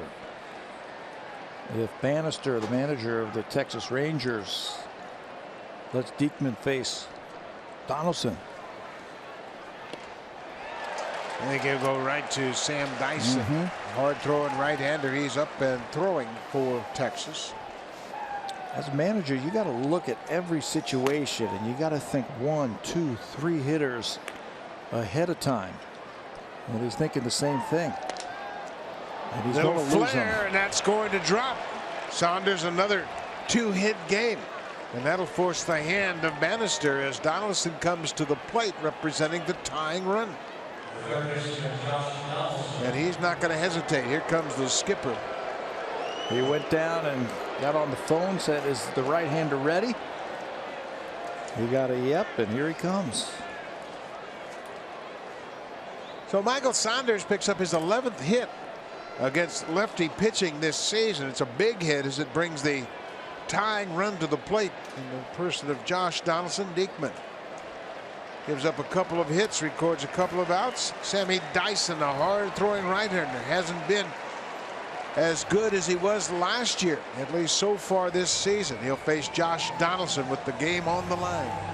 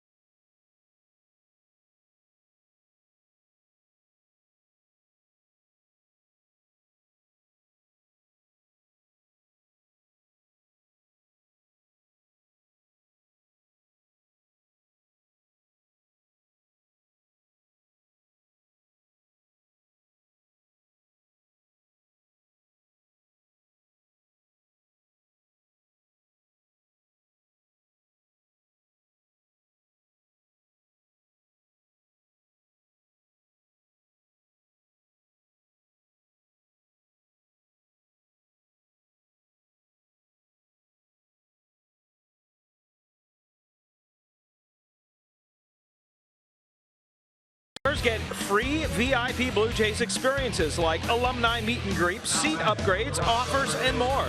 With Game Plus, part of MLB.com Ballpark app. Learn more at BlueJays.com/Game Plus. Buck. Thank you very much. And we have a big head-to-head matchup. Sam Dyson pitched 2/3 of an inning in last night's game, and he retired Josh Donaldson, and that's who he'll face in this situation. On a pop-up to second base, Martin Perez last night pitched into the 7th inning, and it took him 4 relievers to finish the ball game last night. You don't think Bannister likes to go to his bullpen? Donaldson breaks his bat. First pitch, Andrews will go across the diamond. Sam Dyson needs just 1 pitch to close out the Blue Jays in the 8th. We'll go to the bottom of the 8th. Rangers with a 5-2 lead. Now time for a Blue Jays Central update. Here's Jamie Campbell and Greg Zorn from the Samsung broadcast studio.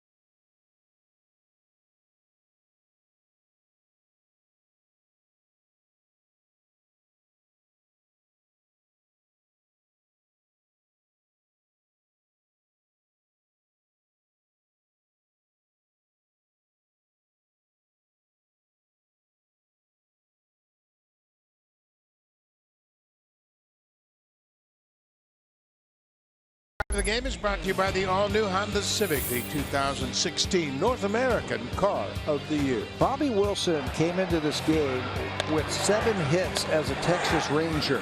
This is his 8th. It's his 2nd grand slam for the Rangers. It sets the bench going wild as he crosses the plate, scoring 4 runs. That's our drive of the game, and it's awfully tough to make up that 4 runs very early in the ball game. Michael Saunders moves from left to center as Andy Burns stays in the game. He plays left field. And Darwin Barney pinch hit for Ryan Goins. He's playing defensively at second. Joe Biagini got Adrian Beltre to end the seventh. This is Prince fielding.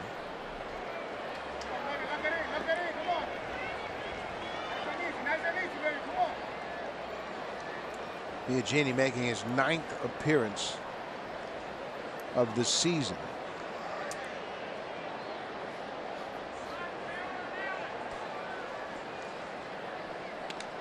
Bounce straight back. I like how they sent Biagini back out there after he got the pop up to Beltre to end the 7th inning. Sent him out there in the 8th inning. Biagini last worked on Wednesday. Remember that 13-inning game? Joe threw just 1/3 of an inning. So he gets to get an out, gets to go down, sit down, and come back out and try and get through the 8th inning. It's a good curveball there, and it misses. 2 balls and a strike. Biagini has been a starter throughout his minor league career, and he's working out of the bullpen for the first time. So it's a little bit of adjustment, but he's certainly big and strong and has adapted well to this role. Smoke, gloves it. It's got plenty of time with Biagini there at first. Fielders retired. First baseman, Mitch Moreland. Well, this game kind of fell apart early as Marco Estrada battled his command. He was making good pitches, but just missing, as you see the closer, Sean Tolleson, loosening up for Texas. And then that one swing or drive of the game. Tough to overcome those 4 quick runs early. Marco Estrada got it back together again. He sure did. Pitched good ball. Nice job. It's 6 innings. Estrada pitched deep into the game, but he is charged with 4 earned runs, 5 runs overall. Moreland waves at that pitch down and in. Aaron Sanchez will go to the mound tomorrow and be opposed by the left-hander who's getting a spot start, Cesar Ramos. Sanchez coming off a win in San Francisco.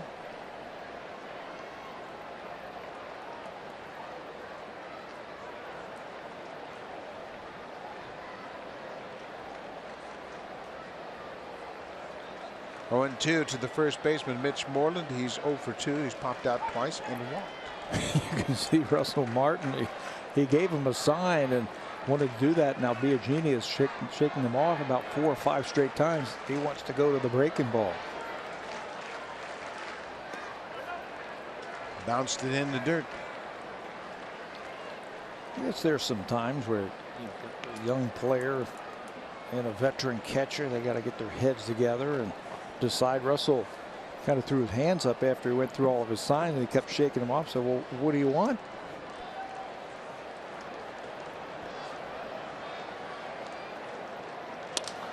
Broken bat, and that's going to be a base hit for Moreland. Not all base hits are mistakes, and that was a pretty good pitch. That was a real good pitch. He got some firewood by breaking his bat. That ball was going down, but the shift one more time turns an out into a hit. There is a huge hole on the left side, and that ball just squeaks into the outfield. The bat just exploded.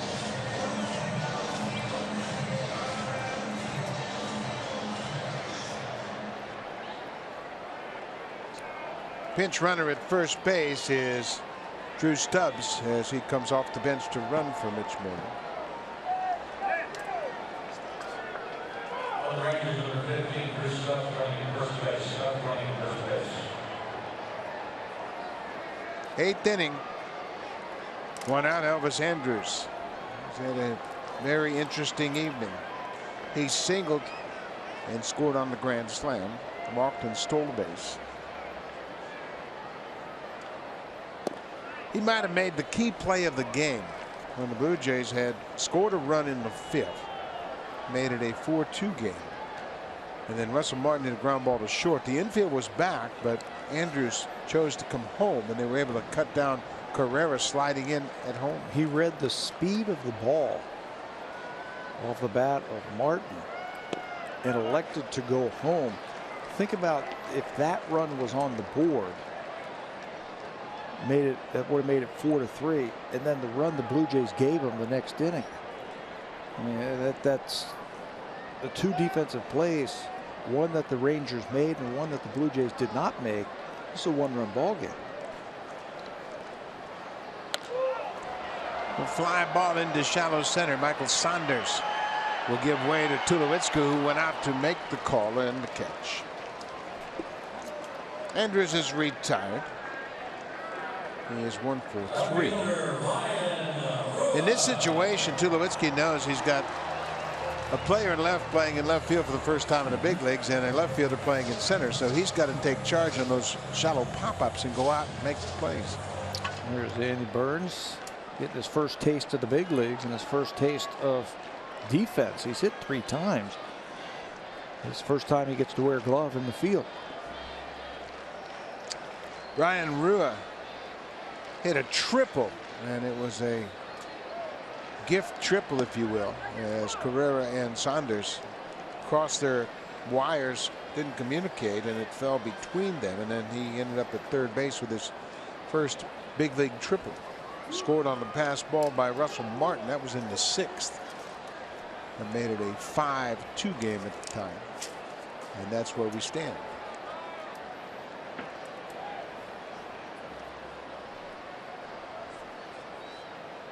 There goes the runner.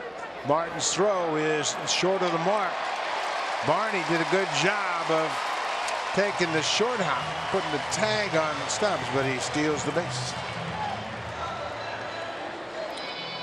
Well, you bring him in to pinch run. You don't want to keep him nailed over there at first base. Bring him in to do something, and Stubbs can run. This is a straight steal. You can see he puts his head down, goes right into that bag, and picks up the stolen base. Nice little pop-up slide.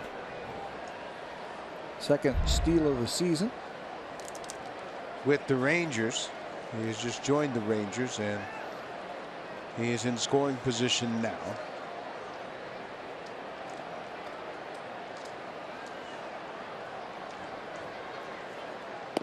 Inside to Rua. Looking ahead to the top of the 9th, Batista, Encarnacion, and Smoke, the scheduled batters.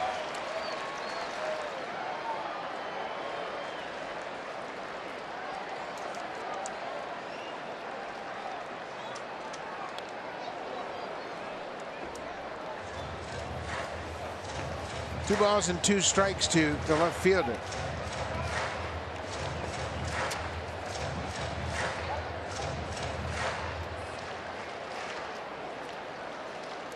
Stubbs at second.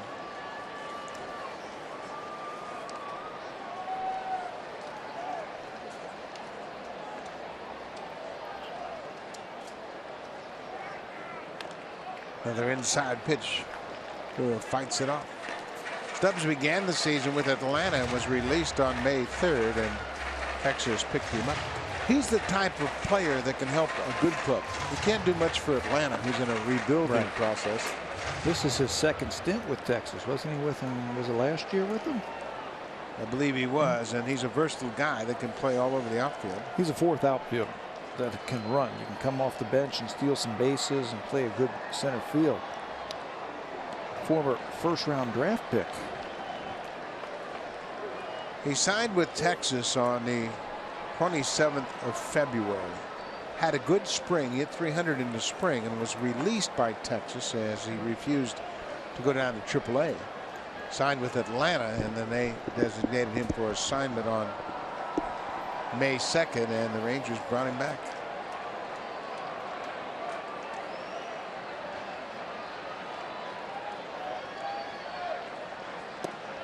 Two just misses.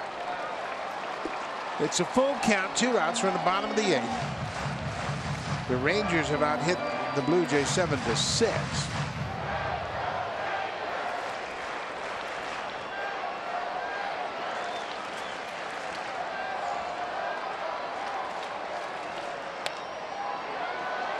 Fly ball into shallow right. Bautista will get there, and Biagini closes out the 8th. The Blue Jays will bat in the ninth. They trail by 3, but they got the big guns coming up. Jose Bautista will lead things off, followed by Edwin Encarnacion and Justin Smoak. 5-2 Texas.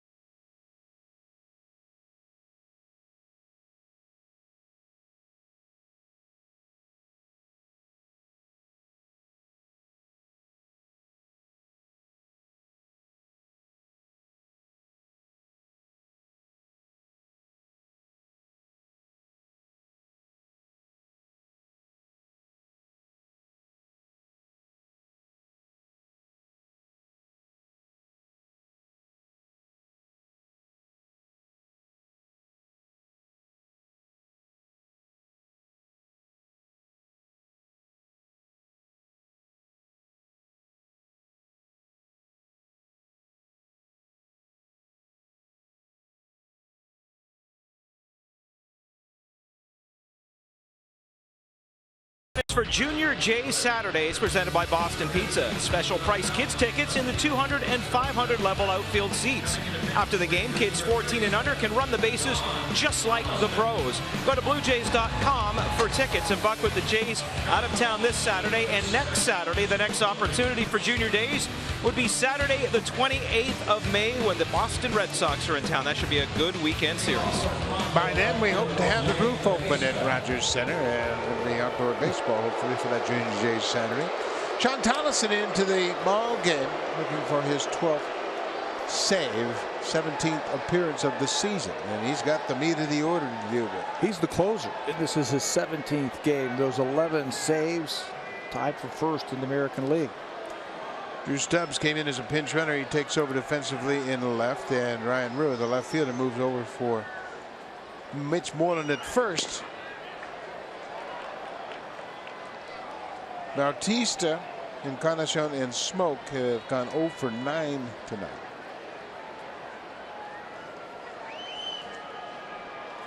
Throw in Josh Donaldson, who's taken an 0 for also. And the big guns, as you call them, the big hitters, have come up empty against the Texas Ranger pitching tonight.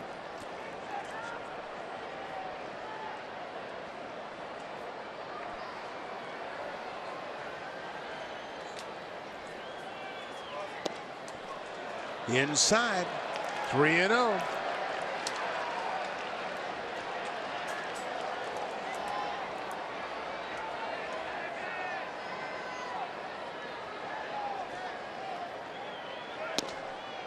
There's his strike. Sean Tolleson became the closer last year on May the 20th. And went 35 for 37 in save opportunities for Texas last year as they got into the playoffs. Bautista hits it to center. Desmond on the run, on the warning track, at the wall, missed it. Bautista's headed for second. He will stop there with a leadoff double. Jose Bautista drilled it to center field. A leadoff double. Now for a preview of what's coming up on Sportsnet Central. Here's Martine Guyard and Brendan Dunlop.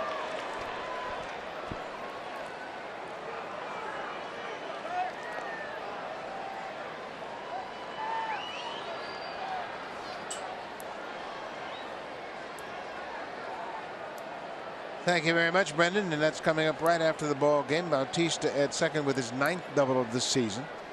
His first hit of the night.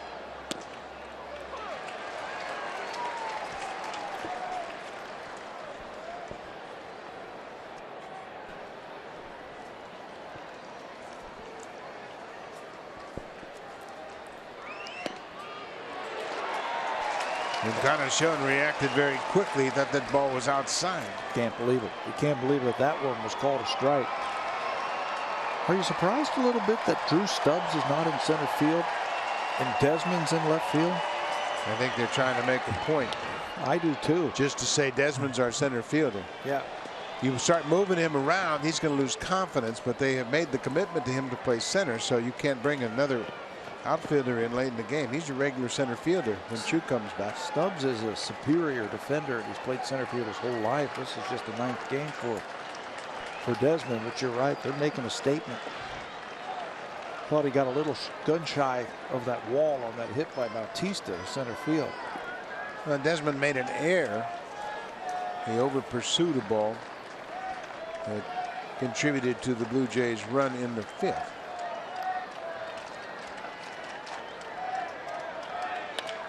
Hot shot backhanded by Andrews. Bautista retreats to second. Encarnacion's retired.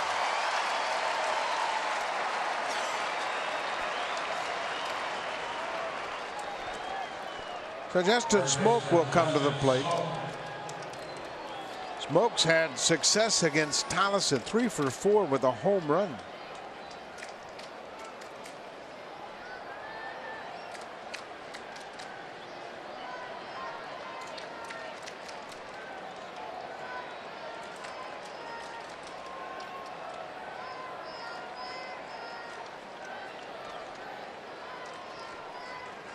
Up and in.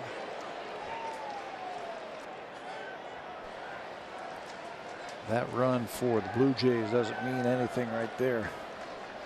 You got to get Smoak on, and then you got to get Tulowitzki to the plate representing the tying run. So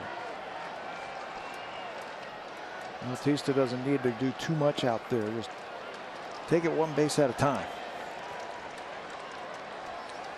Tolleson falls behind Smoak, same as he did with Bautista. Fell behind Bautista 3-0. It's 2-0 to Smoak.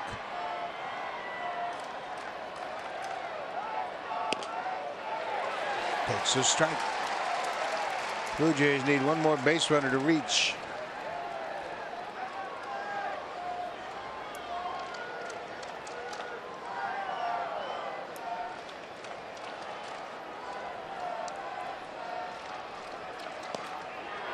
Breaking ball, strike.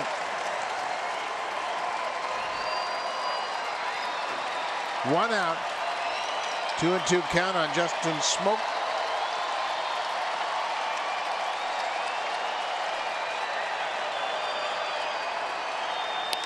Swinging a drive deep to right. Get up, ball. This ball is gone. For Smoak, his 2nd career home run off Tolleson. He's now 4 for 5 against the Rangers closer. And with one swing of the bat, it's a 1-run game. Tolleson blew a save earlier this year against the Blue Jays. He fell behind Bautista, and now he fell behind Smoak, and he's going to pay the price. And with that swing by Justin Smoak, you get the tying run to the plate.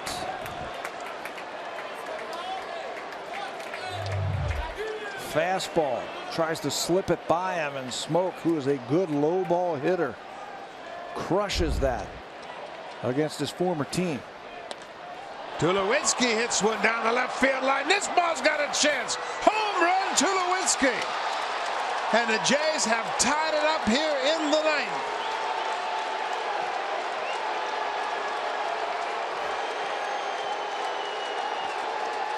Back to back. Give me a chance. That's all you ask for if you're the Blue Jays. And against Tolleson, they have his number. Tolleson gave up the home run in Toronto to Smoak in a 1-0 game to tie it up. And then Smoak would hit a 2-run home run off Phil Klein to win it in extra innings. And Tulowitzki starting to show signs that he's breaking out. Driving the ball. Stayed back on that one. It looked like it might have been a breaking ball. Let's see. Yeah, breaking ball, and it's right out over the plate, and that speeds up Troy's bat. And he puts it in a good spot right down the left field line. It's just 354, as you can see it right there on the wall. 354, just sneaks it over the wall to tie this baby up. Tulowitzki now with 8 home runs, 3 on this road trip.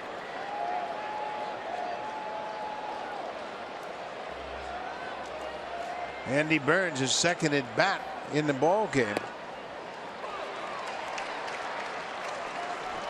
He came on as a pinch hitter and flew out to right in the 8th. 35 for 30 saves and saves last year. That's a Ranger record percentage wise, but this year it's been a different story.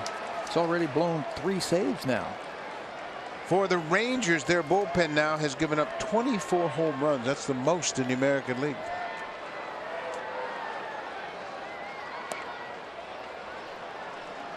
Tulowitzki, that's his second career home run against Tolleson, and the Blue Jays bullpen is busy. Tulowitzki 3 for 5 against Tolleson with 2 home runs. Almost identical numbers of those of Justin Smoke.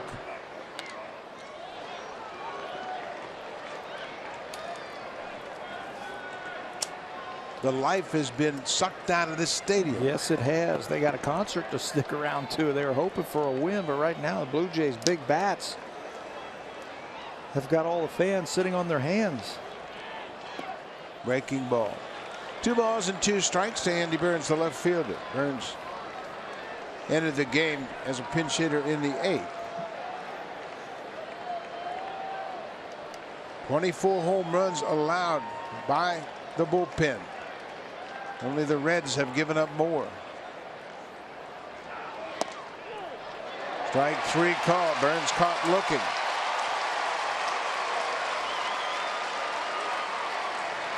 Yeah, I'd be upset too. That's a pretty liberal strike zone from a guy who's been falling behind every hitter tonight. It's fastball. That's a ball. The Blue Jays walked off the Rangers twice in the 4-game series at Rogers Center, and they've tied it up here in the 9th. Russell Martin had one of those walk-off hits. Troy Tulowitzki with another 2 RBI night. He now has 21 driven in. 5-5 game.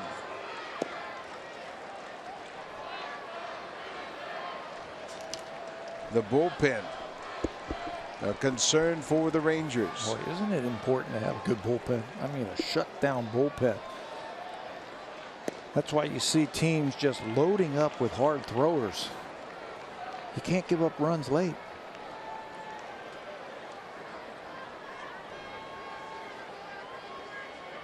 Russell Martin is 1 for 3. Takes it way outside. 3 balls and a strike. Justin Smoke with his 3rd home run of the season.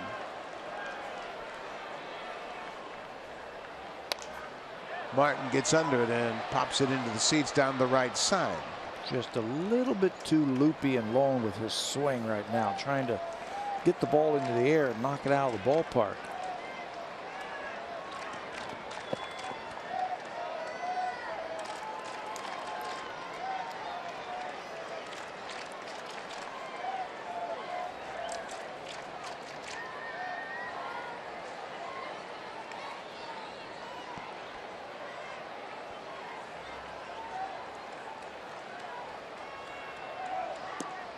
Martin takes ball 4. A 2-out walk issued by Tolleson.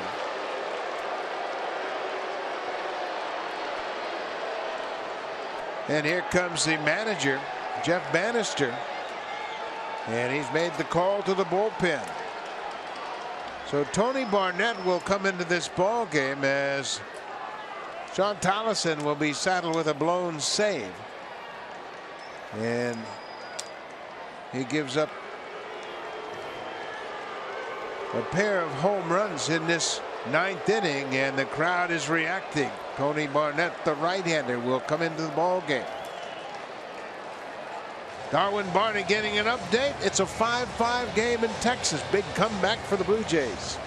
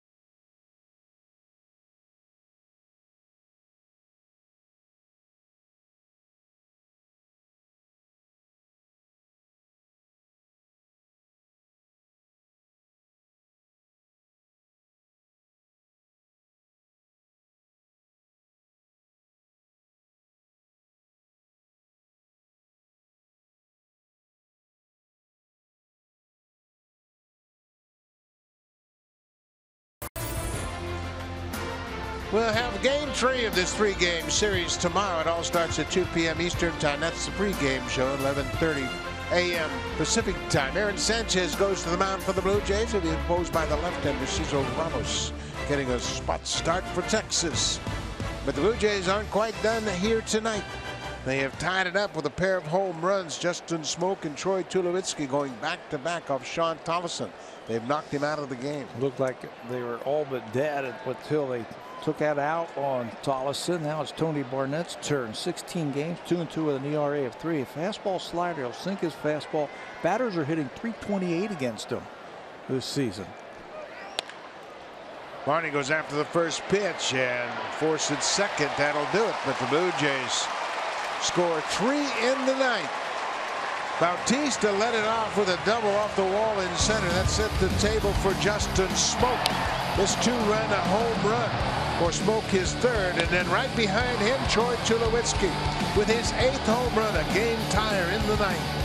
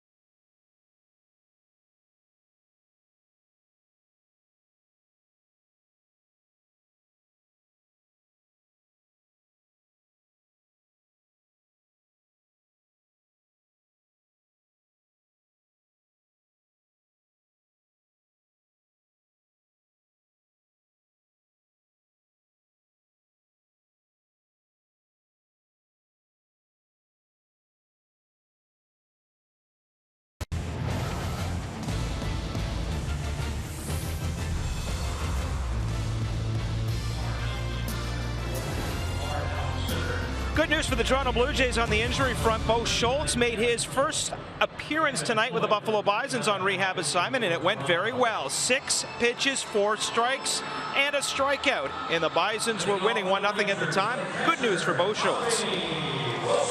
Good news for the Blue Jays. They've tied it up. Gavin Floyd comes on to pitch the bottom of the ninth. What a story it's been for Gavin Floyd this year in 13 games. He's got a 1-2 record, 165 earned run average. He's throwing fastballs and he's throwing curveballs for strike. It's a wipeout curveball. Lefty's hitting just .083 against Gavin Floyd. A couple other defensive moves for the Blue Jays. Kevin Pillar is inserted in center field. He will take over for Andy Burns as Michael Saunders slides back over to left field. Bobby Wilson at the grand slam. You see Saunders back to left as Andy Burns is out of the ball game. Pillar batting in the 7th spot in Blue Jays order. Wicked curveball from Floyd. It's quickly 0-2. Boy, that has been the equalizer for him this season so far. He's always been able to spin a great breaking ball. This year it's hard and it's sharp. It's a lot of strikeouts with it. And there's another one. Good curveball. He dispatches Bobby Wilson first out of the bottom of the ninth. He has solidly been moved into the back end of the bullpen for the Blue Jays, pitching the 8th inning with the lead. This time he's going to come into the 9th with the game tied, and he takes care of Bobby Wilson very quickly. Rougned Odor, the leadoff man, has gone 0 for 4. Be careful on that first pitch. Throwing the old snapdragon. That curveball, first pitch for a strike. Odor very aggressive, and he's got some power. 7 home runs so far. 10 doubles, a triple, and 7 long balls. He's hit well against the Blue Jays, coming into this game 18 for 49. There's that breaking ball you talked about that gives left-handed hitters nightmares. That's a good reason why they're hitting 083 against Gavin. He can get it underneath the bat. Ground ball, smoke will go to the bag. Floyd has 2 quick outs here in the ninth. Let's check in with Jamie Campbell. Center fielder, Ian Desmond.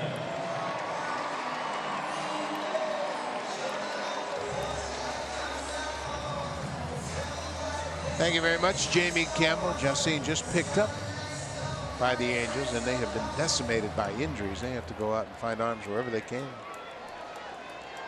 Ian Desmond, the center fielder. He had an infield hit and a stolen base his last time up.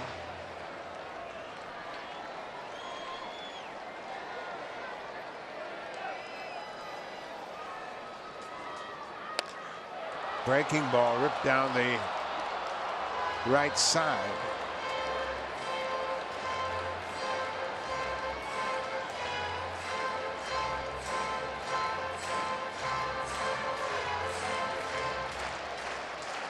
Gavin Floyd, third reliever to pitch for the Blue Jays.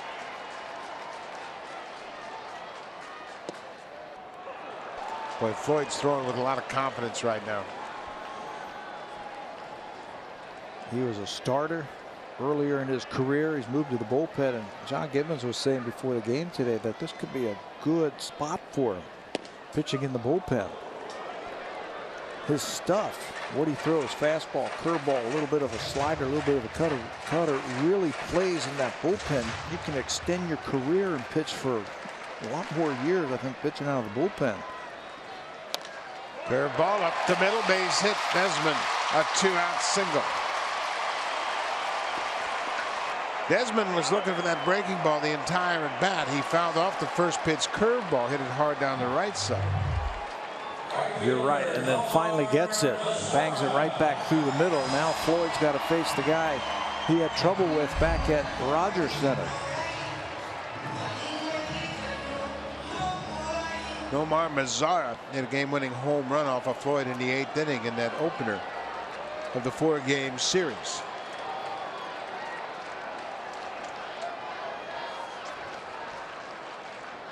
Two outs. Russell Martin gave the umpire a good look, but it was off the plate outside.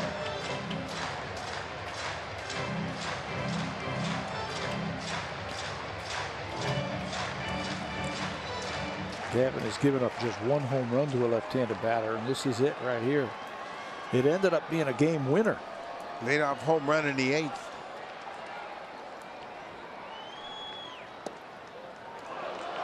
Martin staying down and away. Obviously, a big part of this field, center and left. You want to keep it away from the left-handed hitters. Desmond can run. He had a stolen base earlier in this game. He has 7.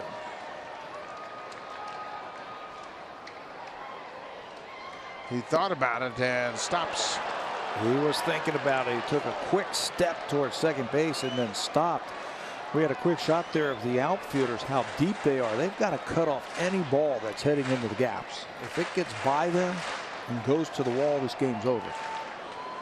So you can see Bautista just a couple of steps off the warning track in right field. Pilar in center field, very deep. Floyd does a good job of holding that ball, kind of icing Desmond at first. On the previous pitch, that's what caused Desmond to hesitate. He broke and then said, "No, that's not a good jump." 1-2 to Mazara.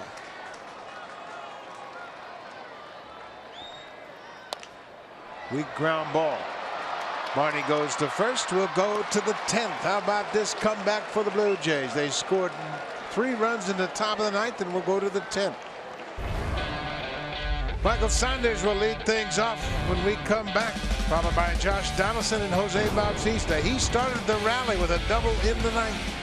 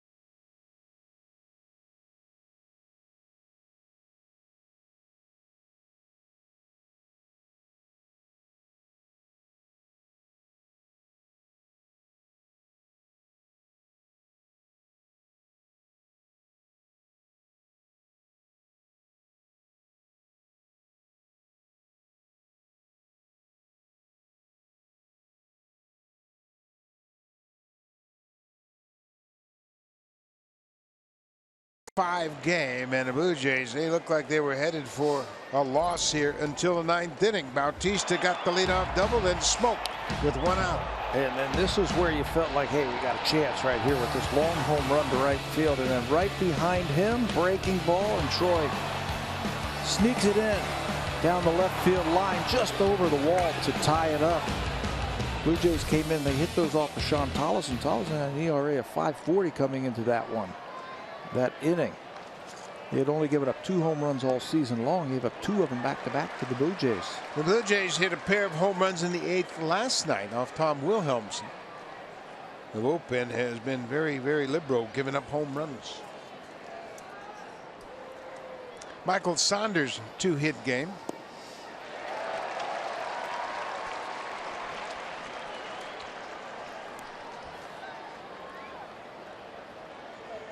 Michael has now hit safely in 7 straight games. 12 for 26. He strikes out. First out of the 10th. Little hesitation move right there from Tony Barnett. 32 years old, so he's been around. Takes a little something off of that pitch and sits down Michael Saunders. Second time tonight that Michael has struck out. Donaldson has gone 0 for 4.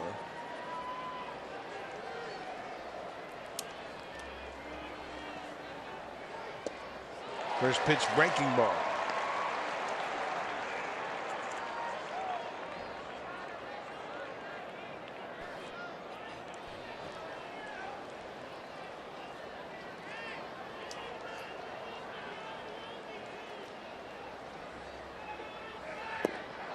Another good breaking ball. These types of games right here, you can't think about trying to win the game all by yourself. What you have to do is you've got to put together good at-bats. Put the pressure on the pitcher if you're the Blue Jays. Get some base runners.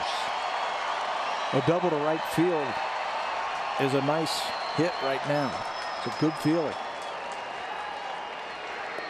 Everybody wants to win it with one swing of the bat, but you can't do that. It's too tough. Well, that's how Bautista started the top of the 9th. He had a double off the wall in center. That got things going and encouraged the Blue Jays. And this is Bautista's 1,000th career game, and he got a big hit in the 9th. 1-2. Donaldson drives it to right. Mazzara is over to his right, makes the catch. Josh had the right idea. Yes, he did. After the 2 wild swings on breaking balls to fall in the hole 0-2, he gets a fastball, shortens up his swing, and he came real close to splitting the gap into right center field. You know, I think that's why the Kansas City Royals are so tough, because they put together rallies, not with the home run, but by getting on base and stealing bases and having good at bats and getting the ball, putting the ball in play, not striking out. 2 outs, Bautista. Swinging a drive to left. Stubbs is back, and it's over his head, off his glove. Bautista's headed for second. Drew Stubbs really did a poor job of playing that ball. You had mentioned what a good defensive outfielder is, plays most of the time in center. But he never really got back on that ball, and Bautista ends up at second. The outfielders are playing deep again.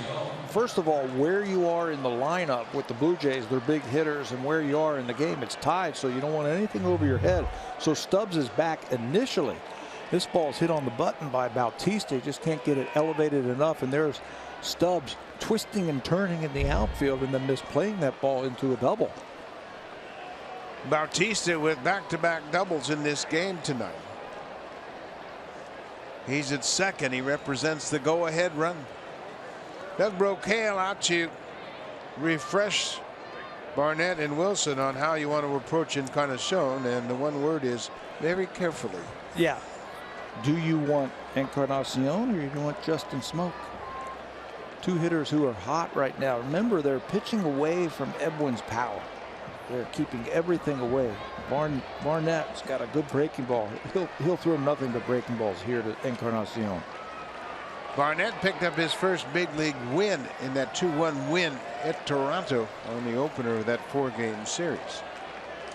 The one in relief of A.J. Griffin.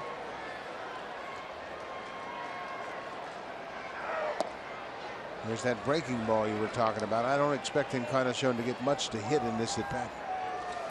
When you get into these situations here late in the ball game and you've got some good hitters coming up, you choose.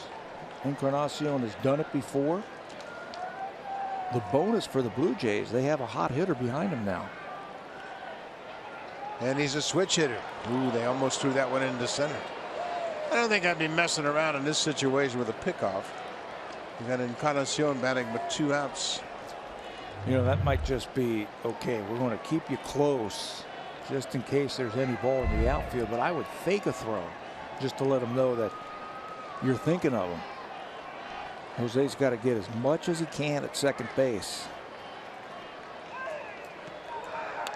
Oh, what a rip. Still staying away from Encarnacion. He had a good cut, just missed it. You remember Mazzara threw out Tulowitzki at the plate in Toronto at Rogers Center. He was representing the tying run at the time, and there was a tag at third. He made a strike throw to the plate to cut down Tulowitzki. Another pickoff. This one very conservative. Barnett's not throwing it with any intention of picking him off. It's almost like a courtesy throw to Odor. Just to let Jose know, hey, I see you back there. What you want to do as a runner is get a lead where you can get back, but it's your secondary lead while the pitcher is throwing the ball towards home plate. That's where you really want to increase your lead. Get your momentum going to third base. In the dirt. 2-1. This is a situation. Now, Barnett has pitched 6 years in Japan, and he was a closer. So he's got a little bit more experience than the major league experience. But at the same time, if you go out and tell a pitcher, hey, pitch around this guy, you're asking for trouble. He's liable to make a mistake just trying to be so cautious. That's what we're all hoping for.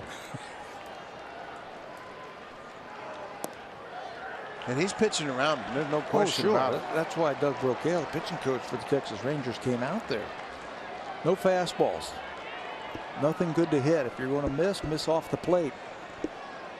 Justin Smoak with a 2-run home run in the 9th. First of back-to-back home runs. First time the Blue Jays have gone back-to-back this season.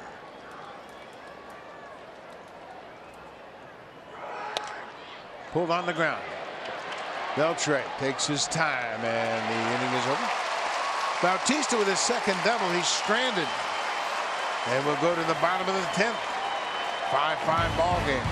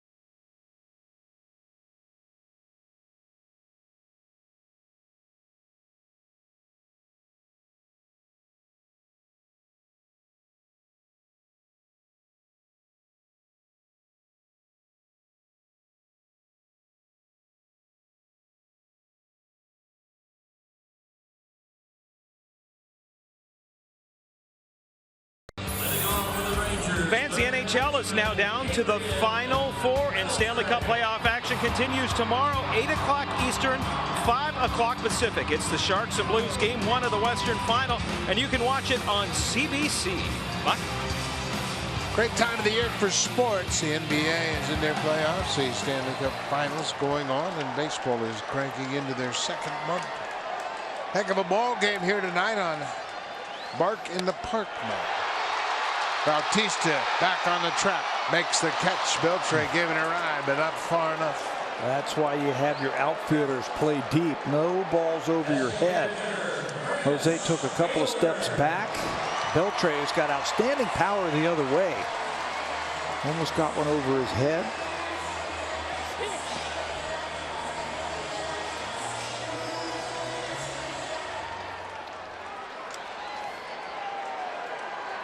Gavin Floyd in his second inning of work gave up a double to Desmond, but then got Mazar to end the inning. Big Prince had one thing on his mind, didn't he? He was trying to go home. Trying to go. He was leaning backwards trying to lift that ball out of here.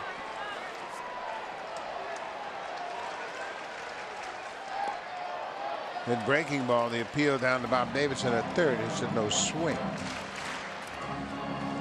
In case you're just joining us, you missed a heck of a ball game. The Rangers took a 4-0 lead in the second. Blue Jays got to run back in the third, one more in the fifth.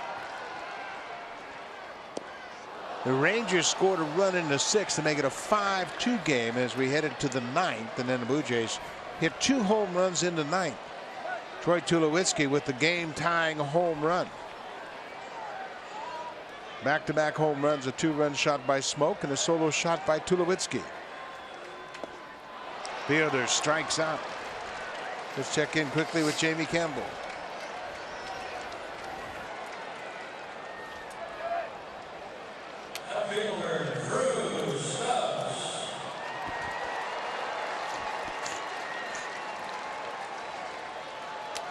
Arizona made all of the big acquisitions in the offseason. They've lost 3 in a row. It looks like they're headed for their 4th straight loss. They were 17-21, 3 back at the start of play tonight.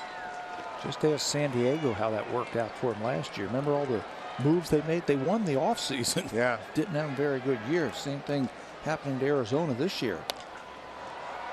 This is Drew Stubbs getting his first at bat. He came in as a pinch runner in the 8th.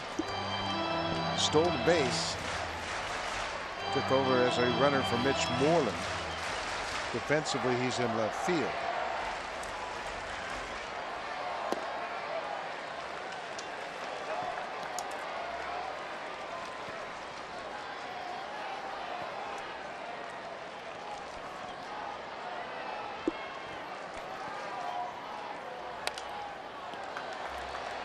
It's going to reach the seats out of play. Gavin Floyd ahead 1-2.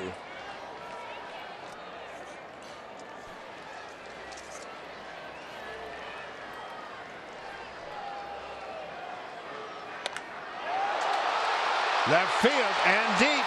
Saunders back. Ball game. Drew Stubbs hits a walk-off home run.